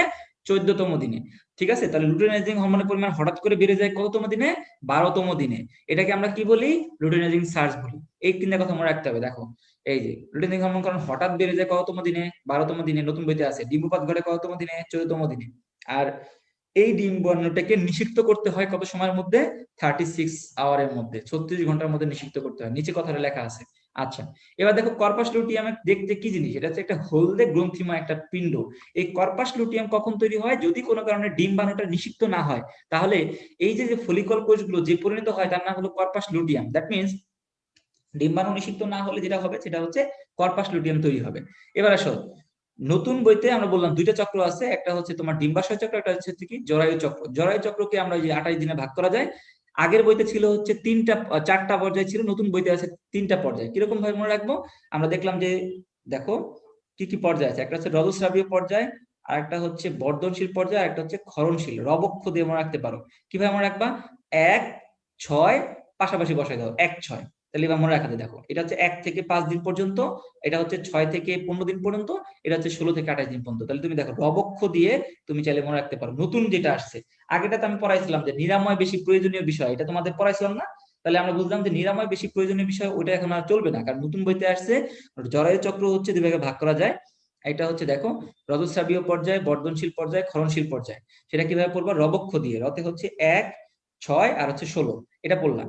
এবার দেখো আর কি কি পড়বো। প্রধান হরমোন কি কি? আমরা পড়ছিলাম 4টি প্রধান হরমোন আছে। কি দিয়ে মনে রাখছিলাম? এটা তোমাদের মনে আছে? আমরা বলছিলাম না মনে রাখবো কি দিয়ে? আমরা বলছিলাম যে একটা সাহিত্যিক কথা দিয়ে মনে রাখবো। সেটা কিরকম ভাইয়া? এসো প্রিয়া, এসো প্রিয়া ফুল লও। এসো প্রিয়া ফুল লও দিয়ে আমরা 4টা হরমোন, একই কিন্তু। এসো প্রিয়া ফুল লও কি হবে? এসোতে এস্ট্রোজেন, পোতে প্রজেস্টেরন, ফলে ফলিকুলার স্টিমুলেটিং হরমোন, লতে হচ্ছে লুটেনাইজিং হরমোন। মনে আছে তোমাদের? তাহলে এসো প্রিয়া ফুল লও এরকম একটি সাহিত্যিক কথা, বা যে কথার প্রয়োগ তোমরা অনেকে অলরেডি করে ফেলছো, এই কথা দিয়ে তুমি চাইলে প্রধান হরমোন গুলো মনে রাখতে পারো।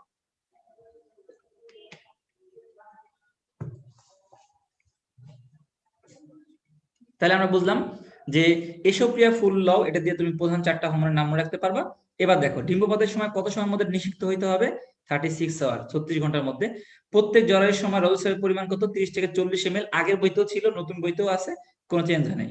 এরপর আর কি আছে আমি একটু বলি, ঠিক আছে? এটাকে ক্লিয়ার করে দিই।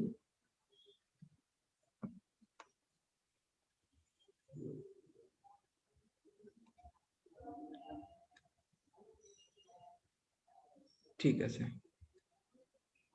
তাহলে চলো একদম লাস্ট পার্ট, এটা পড়লে আমাদের পড়া শেষ হয়ে যাবে। আচ্ছা, এগুলো আমাদের পড়া শেষ হয়ে গেছে। দেখো আমাদের এখানে পড়ার এখন আর কিছু নাই, আমরা অলরেডি পড়ে ফেলছি। দেখো এই যে স্থূলতা 3 গুণ বাড়ে, এটা একটা মনে রাখলাম। বর্ধনশীল পর্যায়ে এন্ডোমেট্রিয়াম পুরুত্ব কত? দেখো 3 থেকে 4 মিলিমিটার। আর হচ্ছে সার্ভিক্যাল প্লাগ গঠিত হয় ক্ষরণশীল পর্যায়ে। এই জিনিসটা মনে রাখতে হবে, সার্ভিক্যাল প্লাগ গঠন হয় কোন কোন পর্যায়ে? সার্ভিক্যাল প্লাগ গঠন হয় ক্ষরণশীল পর্যায়ে। এই জিনিসটা মনে রাখলে হবে, তাহলে তোমার পড়া শেষ। ঠিক আছে, আমি আরেকবার রিক্যাপ করে দেবো 1 মিনিট দিয়ে, নাকি তোমরা বুঝতে পারছো? আর একবার এটাকে আমি রিক্যাপ করে দিই, চলো। নতুন বইতে রজস্রাবের বই থেকে কি কি পড়তে হবে? 1 মিনিট মনোযোগ দাও একদম। নতুন বই থেকে রজচক্রকে 2 ভাগে ভাগ করছে, একটা হচ্ছে ডিম্বাশয় পর্যায়, একটা হচ্ছে জরায়ু চক্র। আচ্ছা, ডিম্বাশয় পর্যায়কে 3 ভাগে ভাগ করছে, জরায়ু চক্রকে এরাও 3 ভাগে ভাগ করছে। কি কি ভাগে ভাগ আছে? একটা হচ্ছে তোমার হচ্ছে ফলিকুলার পর্যায়, ডিম্বপাত পর্যায়, লুটিয়াল পর্যায়, এটা হচ্ছে রজস্রাব, বৃদ্ধি এবং ক্ষরণশীল পর্যায়। আসলে কি পড়তে হবে? মাস্ট নো থেকে আমরা বুঝবো যে মেনার্কি কাকে বলে, মেনোপজ কাকে বলে এবং রজচক্রে কাকে বলে, এগুলো আমরা জানবো। এবার নেক্সটে আসি। আচ্ছা, নেক্সটে তুমি দেখো যে ডিম্বাশয় চক্র থেকে কি প্রশ্ন আসতে পারে। ডিম্বাশয় প্রশ্ন আসবে যে পুরুষ এবং নারীর মধ্যে প্রজনন নিয়ন্ত্রিত করে কে? হাইপোথ্যালামাস। হাইপোথ্যালামাসে কোন হরমোন? গন্ডোট্রপিন হরমোন। নারী দেহে ডিম ফলিকলের সংখ্যা কতগুলো থাকে?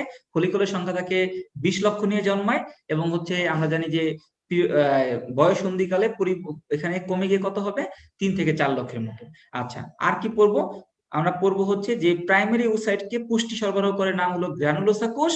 আমরা পড়বো লুটেনাইজিং হরমোনের পরিমাণ হঠাৎ করে বেড়ে যায়, লুটেনাইজিং সার্চ তৈরি হয় হচ্ছে 12তম দিনে, যে কারণে ডিম্বপাত ঘটে 14তম দিনে। ভর্তি পরীক্ষার জন্য এই লাইনটা এবার খুবই গুরুত্বপূর্ণ, পরীক্ষার প্রশ্ন আসতে পারে। এবার দেখো, আমরা বললাম যে জরায়ু চক্রকে আবার 3 ভাগে ভাগ করা যায়। আমরা মনে রাখছি কি দিয়ে? আমরা মনে রাখছি হচ্ছে তোমার জরায়ু চক্রকে দিয়ে 3 ভাগে ভাগ করা যায়। আমরা মনে রাখলাম হলো কি দিয়ে? ভাই, রবক্ষ দিয়ে, তাই না? রবক্ষ। আচ্ছা, রবক্ষ দিয়ে আমরা কি মনে রাখলাম? রবক্ষ, রবক্ষ। আচ্ছা, রবক্ষ দিয়ে মনে রাখলাম 1, 6 আর হচ্ছে 16। তার মানে 1 থেকে 5 দিন, 6 থেকে 15 দিন আর 16 থেকে 28 দিন। তাহলে আমাদের রবক্ষ বা 4টা দিনটা পর্যায়ে আমাদের মনে থাকবে রবক্ষ দিয়ে, ঠিক আছে? এবার প্রধান হরমোন গুলো আমরা মনে রাখলাম কি দিয়ে? এসো প্রিয়া ফুল লাও। এসোতে ইস্ট্রোজেন, প্রিয়াতে প্রজেস্টেরন, ফুলেতে ফলিকুলার স্টিরয়েড হরমোন, লতে হচ্ছে লুটেনাইজিং হরমোন। আচ্ছা, কত সময়ের মধ্যে এটা নিষিদ্ধ করতে হবে? 36 আওয়ার, 36 ঘন্টার মধ্যে। কতটুকু হয়? আগের বইতে ছিল 30 থেকে 40 ml এর মতো। আর ক্ষরণশীল পর্যায়ে জরায়ু পুরুত্ব বাড়ে 3 গুণ, বর্ধনশীল পর্যায়ে এন্ডোমেট্রিয়াম পুরুত্ব হয় 3 থেকে 4 মিলিমিটার। তাহলে তুমি দেখো মিল আছে, 3 গুণ আর 3 থেকে 4 মিলিমিটার। সার্ভিক্যাল প্লাগ গঠিত হয় কোন পর্যায়ে? ক্ষরণশীল পর্যায়ে। এর বাইরে তোমাকে পড়তে হবে না। নতুন বই তোমার যারা কিনছো অলরেডি, তারা কিন্তু জানো যে এখানে 3-4 পেজ নিয়ে অনেক কথা লেখা আছে। বাট তুমি এখন ওই 3-4 পেজ পড়ে তোমার কোনো লাভ নাই, তোমার কোনো বুঝেও লাভ নাই। তুমি যেটা দরকার আমি তোমাকে এই পেজের মধ্যে সেটা দিয়ে দিছি, আর আমি এটা তোমাকে আপলোড করে দেবো। তার মানে তোমাকে এখন তো প্যারা নেওয়ার দরকার নেই। তুমি যত প্যারা নিবা তো তোমার পড়াশোনা অসুবিধা হবে। তাহলে আমার মনে হয় যে তোমাদের পড়ানো আমার এখানেই শেষ হয়ে গেছে। তোমাদের যদি কোনো প্রশ্ন থাকে বা কিছু জানা থাকে আমাকে বলো, তাহলে আমাদের ক্লাস শেষ।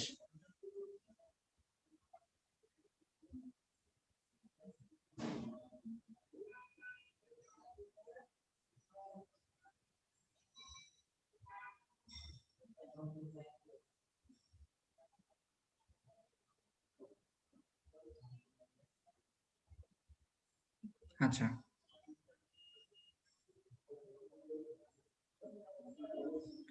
ঠিক আছে। তার তেমন প্রশ্ন নাই। একজন প্রশ্ন করছে যে ভাইয়া লেটেস্টটাই তো 15 থেকে 28 দিন দিয়ে আছে। আমিও একটা এডিশন পাইছিলাম, সেখানে 16 থেকে 28 দিন ছিল। সম্ভবত আবার চেঞ্জ করছে কিনা আমি জানি না। ওই এটারই তো তোমার হচ্ছে একটারই অনেকগুলো ভার্সন বের হয়, টাইপিং মিস্টেক হইতে পারে। তো তুমি মনে রাখো 15 থেকে 16 দিন এরকম একটা কথা থাকবে। এখানে কোনো চেঞ্জ নেই, এটা নিয়ে দুশ্চিন্তা করার কিছু নেই। আচ্ছা ভাইয়া, 10, 11, 12-তে তেমন কিছু অ্যাড হয় নাই। 10, 11, 12 থেকে একে তো প্রশ্ন হয় না। নাম্বার 2 হলে একটা বক্স অ্যাড হয়েছে, ওই বক্স তুমি এমনি পারবা, এই জন্য ওটা আমরা দেইনি। ঠিক আছে। আচ্ছা, নতুন বই 2020, পুরাতন বই 19, অনেক ইনফরমেশন বাদ দিয়ে পড়ছে। নতুন বই পড়ে তাহলে কি তাকে পুরনো বই বাদ দিয়ে ইনফরমেশনও পড়তে হবে? বুঝলাম না। অনেক ইনফরমেশন বাদ দিয়ে দিছে। ও আচ্ছা, মানে সে বলতে চাইতেছে যে 2020 সালের যে বইটা আছে ওই বইটার মধ্যে 19 সালের কিছু ইনফরমেশন বাদ পড়ে গেছে, বা 19 সালের বইয়ের মধ্যে 18 সালের কিছু ইনফরমেশন বাদ পড়ে গেছে। ওইগুলো তার পড়তে হবে কিনা? না, ওইগুলো পড়তে হবে না। ওইগুলো ওইগুলো তুমি পড়তে গিয়ে অহেতুক সময় নষ্ট করো না। কারণ টিচার ওই 19 সালের বই খুঁজে পাওয়াটাই তার জন্য কঠিন। সে অ্যাকচুয়ালি লেটেস্ট বই দিয়ে পড়াবে। এই জন্যই না তোমাদের জন্য আমার এত কষ্ট করা, বা আমাদের এত কষ্ট করা নতুন বইয়ের ইনফরমেশন যেন তোমাদের এটা মিস না দেয়। তো তারপরেও তোমাকে দরকার নেই, পুরোনো বই আর পড়ার দরকার নেই। তবে যে বইটা তুমি পড়ছো, মানে যে বইটা তোমার মেন বই, সেই বইটা তুমি চাইলে আরেকবার দেখতে পারো, এতে কোনো দোষে কিছু না।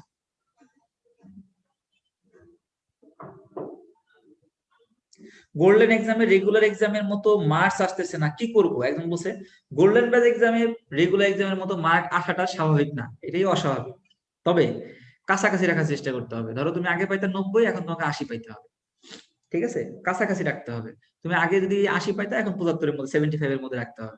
এটা পারলেই হবে। কিন্তু একদম ওরকম মার্ক আসবে না, কারণ এখানে টপিক বাড়তেছে। আর দিন যত যাবে আস্তে আস্তে গিয়ে তোমার কিন্তু মার্ক আর কিছু কমবে। তাহলে সেক্ষেত্রে তোমাকে অতটা আশা করা যাবে না, চেষ্টা করতে হবে কাছাকাছি আনা। বলছে ভাইয়া আবার কি নিউ এডিশন বের হবে? আর বের হওয়ার কথা না। মার্চের আগে, এপ্রিলের আগে আর বের হওয়ার কথা না। তা ঠিক আছে। ভাই গোল্ডেন বেজ এক্সামের রুটিন কেমনে কমপ্লিট করতেন বলতে চাইছিলেন ভাইয়া? আমি তো বললাম তো, একদম ক্লাসের শুরুতে বলছি যে ভাইয়া গোল্ডেন বেজ এক্সামের রুটিন তোমাদের আমাদের সিইও শ্রদ্ধেয় জনি ভাইয়া উনি তো তোমাদের সুন্দরভাবে হচ্ছে ভাইয়া এটা রুটিন করে দিছে, এর বাইরে তো বলার কিছু নাই। এই সেটাই তুমি ফলো করো। তবে আমি বললামই তো যে যেখানে হইতে পারে যে তোমার এখন তুমি কখন ঘুমাও, তুমি কখন ঘুম থেকে ওঠো, সেটা তো আমাদের প্রতিষ্ঠান হিসেবে জানা সম্ভব না, বা ভাইয়েরও জানা সম্ভব না। সেক্ষেত্রে তুমি যদি নিশাচর প্রাণী হও, তাহলে তোমার দিনের যে টপিক গুলো আছে ওই টপিক গুলো চেঞ্জ করে তুমি রাতে নিয়ে যাও, রাতের যে টপিক আছে ওইগুলো তুমি দিনে নিয়ে আসো, বাট ওইভাবেই পড়ো যেভাবে ভাইয়া বলে দিচ্ছে। ওর চেয়ে ভালো রুটিন আসলে হয় না, ভাইয়া যেভাবে করে দিচ্ছে এর চেয়ে ভালো রুটিন হওয়া সম্ভব না। তো তুমি ওটাই ফলো করো। তবে যেটা হইতো, যেমন আমি আসলে একটু বেশি পড়তাম, আসলে কি ভাইয়া তো আসলে সবার কথা চিন্তা করে একটা রুটিন দিছি, তো আমি কি করতাম এর বাইরেও অনেক সময় আমি একটু পড়তাম। তো সেক্ষেত্রে আমি যদি এর বাইরে পড়ি, কিভাবে পড়বো বা এরপরে কি করবো, তা সেক্ষেত্রে আমি যেটা করতাম, যে টপিকটা আমি একটু কম পড়া আছে ওইটাকে একটু বেশি টাইম দিতাম, ওই টপিকটা আমি একটু বেশি টাইম দিতাম। এখন দেখো, প্রতিষ্ঠান হিসেবে বলো বা ভাইয়ের পক্ষে তো জানা সম্ভব না কার কোন টপিকটা কেমন পড়া আছে, এটা একটা বিষয়। নাম্বার দুই হলো যে তাহলে সেক্ষেত্রে আর সব স্টুডেন্ট এক টাইম পড়ে না, আমরা একটা স্টুডেন্টের এভারেজ টাইম চিন্তা করে একটা রুটিন দেওয়া হয়, তুমি ওই রুটিনটা ফলো করতে পারো। আর আমি যেটা করতাম, আমি পার্সোনালি এই রুটিনটাই ফলো করতাম, ভাইয়া আমাদের সময় রুটিন দিত, এই রুটিনটাই ফলো করতাম। আর হচ্ছে রুটিনের পাশাপাশি আমি এক্সট্রা কিছু টাইম পেতাম, আমার এক্সট্রা আরো কিছু টাইম ওখানে আমি পড়তাম। সেক্ষেত্রে পড়তাম কিভাবে, যে টপিকটা আমার একটু কম, দেখা হলো তিনটা টপিক বা চারটা টপিক আছে, এর মধ্যে যে টপিকটা আমার আগে কম পড়া ছিল ওইটাকে আমি টাইম বেশি দিতাম। তাহলে ওইটাকে টাইম বেশি দিলে কি হয়েছে, কিন্তু ভাইয়ের রুটিনে তো একই প্রায় কাছাকাছি, বা যে ধরনের টাইম প্রয়োজন হবে ওই ধরনের টাইমই ভাইয়া দিছে, কিন্তু আমার যেটা কম পড়া সেটা তো ভাইয়া জানতো না। বা ধরো তোমার যে অধ্যায়টা কম পড়া সেটা আমাদের পক্ষে জানা সম্ভব না, তাহলে ওই অধ্যায়টার জন্য তুমি একটু বেশি টাইম দাও, দেখবা যে রুটিনে যে টাইম দিছে ওই টাইমের বাইরেও কিন্তু পড়া যায়। ঠিক আছে, তাহলে এটা হলো কথা আর কি। আচ্ছা, আর কোনো প্রশ্ন আছে কিনা?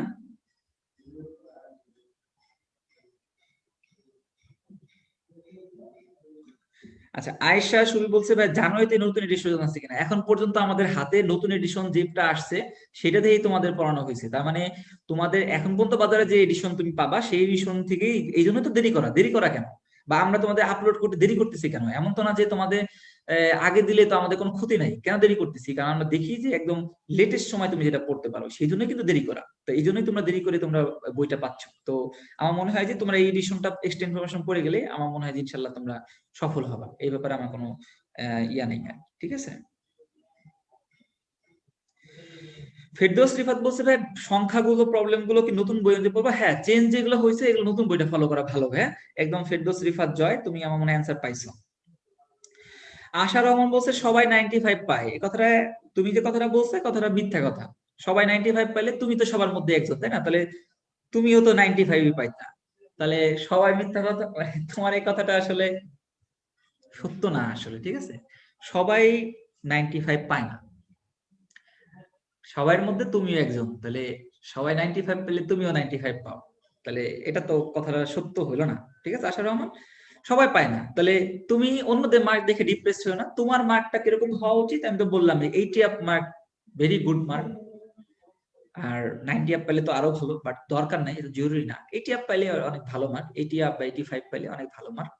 আর 70 আপ পাইলে তাদের একটু কষ্ট করতে হবে আর একটু যেন ভালো হয়, এটাই। এছাড়া আমার বলা কিছু নেই। ঠিক আছে, আচ্ছা, এক্সপিরিয়েন্স জানতে চাই, লাস্ট মোমেন্টের প্রিপারেশন কিভাবে নিতেন? আমি তো লাস্ট মোমেন্টের প্রিপারেশন তোমাদের শেয়ার করছি, তো শেষ 7 দিনের প্রিপারেশন তোমাদের শেয়ার করছি।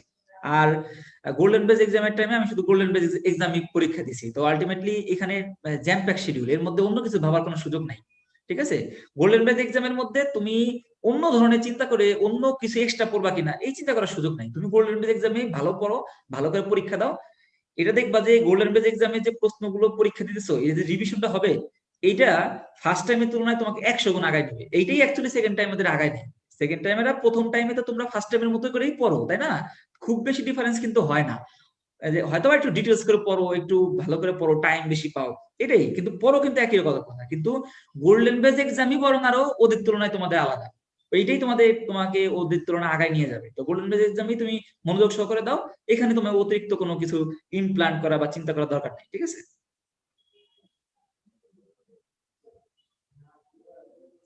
আচ্ছা, বলছে নতুন বই দাগিয়ে পড়তে গিয়ে অনেক সময় লাগে। সামিয়া হোসেন, তুমি নতুন বই দাগায় কেন পড়তেছো?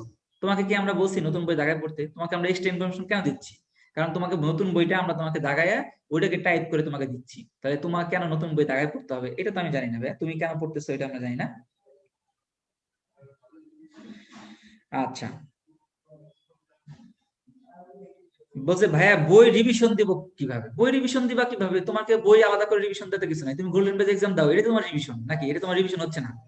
আমি তো বুঝলাম না যে তোমাদের এই যে এই জিনিসটা কেন চিন্তা করতেছে যে ভাইয়া বই রিভিশন কেমনে দেবো? বই তুমি আলাদা করে রিভিশন দিতে তো কিছু নাই। তোমার তো এই রিভিশনটাই তো তোমার পরীক্ষা। গোল্ডেন পেজ এক্সামে আমরা এমন ভাবে তোমার পরীক্ষা নিতেছি যে তুমি ধরো এখানে চারটা সাবজেক্টের পড়াটাকে কম্বিনেশন করে তুমি পরীক্ষা দিচ্ছ। এরপরে এটা আবার মেগা এক্সাম হবে, এরপরে এটা নিয়ে আবার এর চেয়ে ভালো রিভিশন প্রক্রিয়া আমার জানা মতে নাই ভাইয়া। তো বই রিভিশন তো তোমার অলরেডি হয়েই যাচ্ছে, তাই না?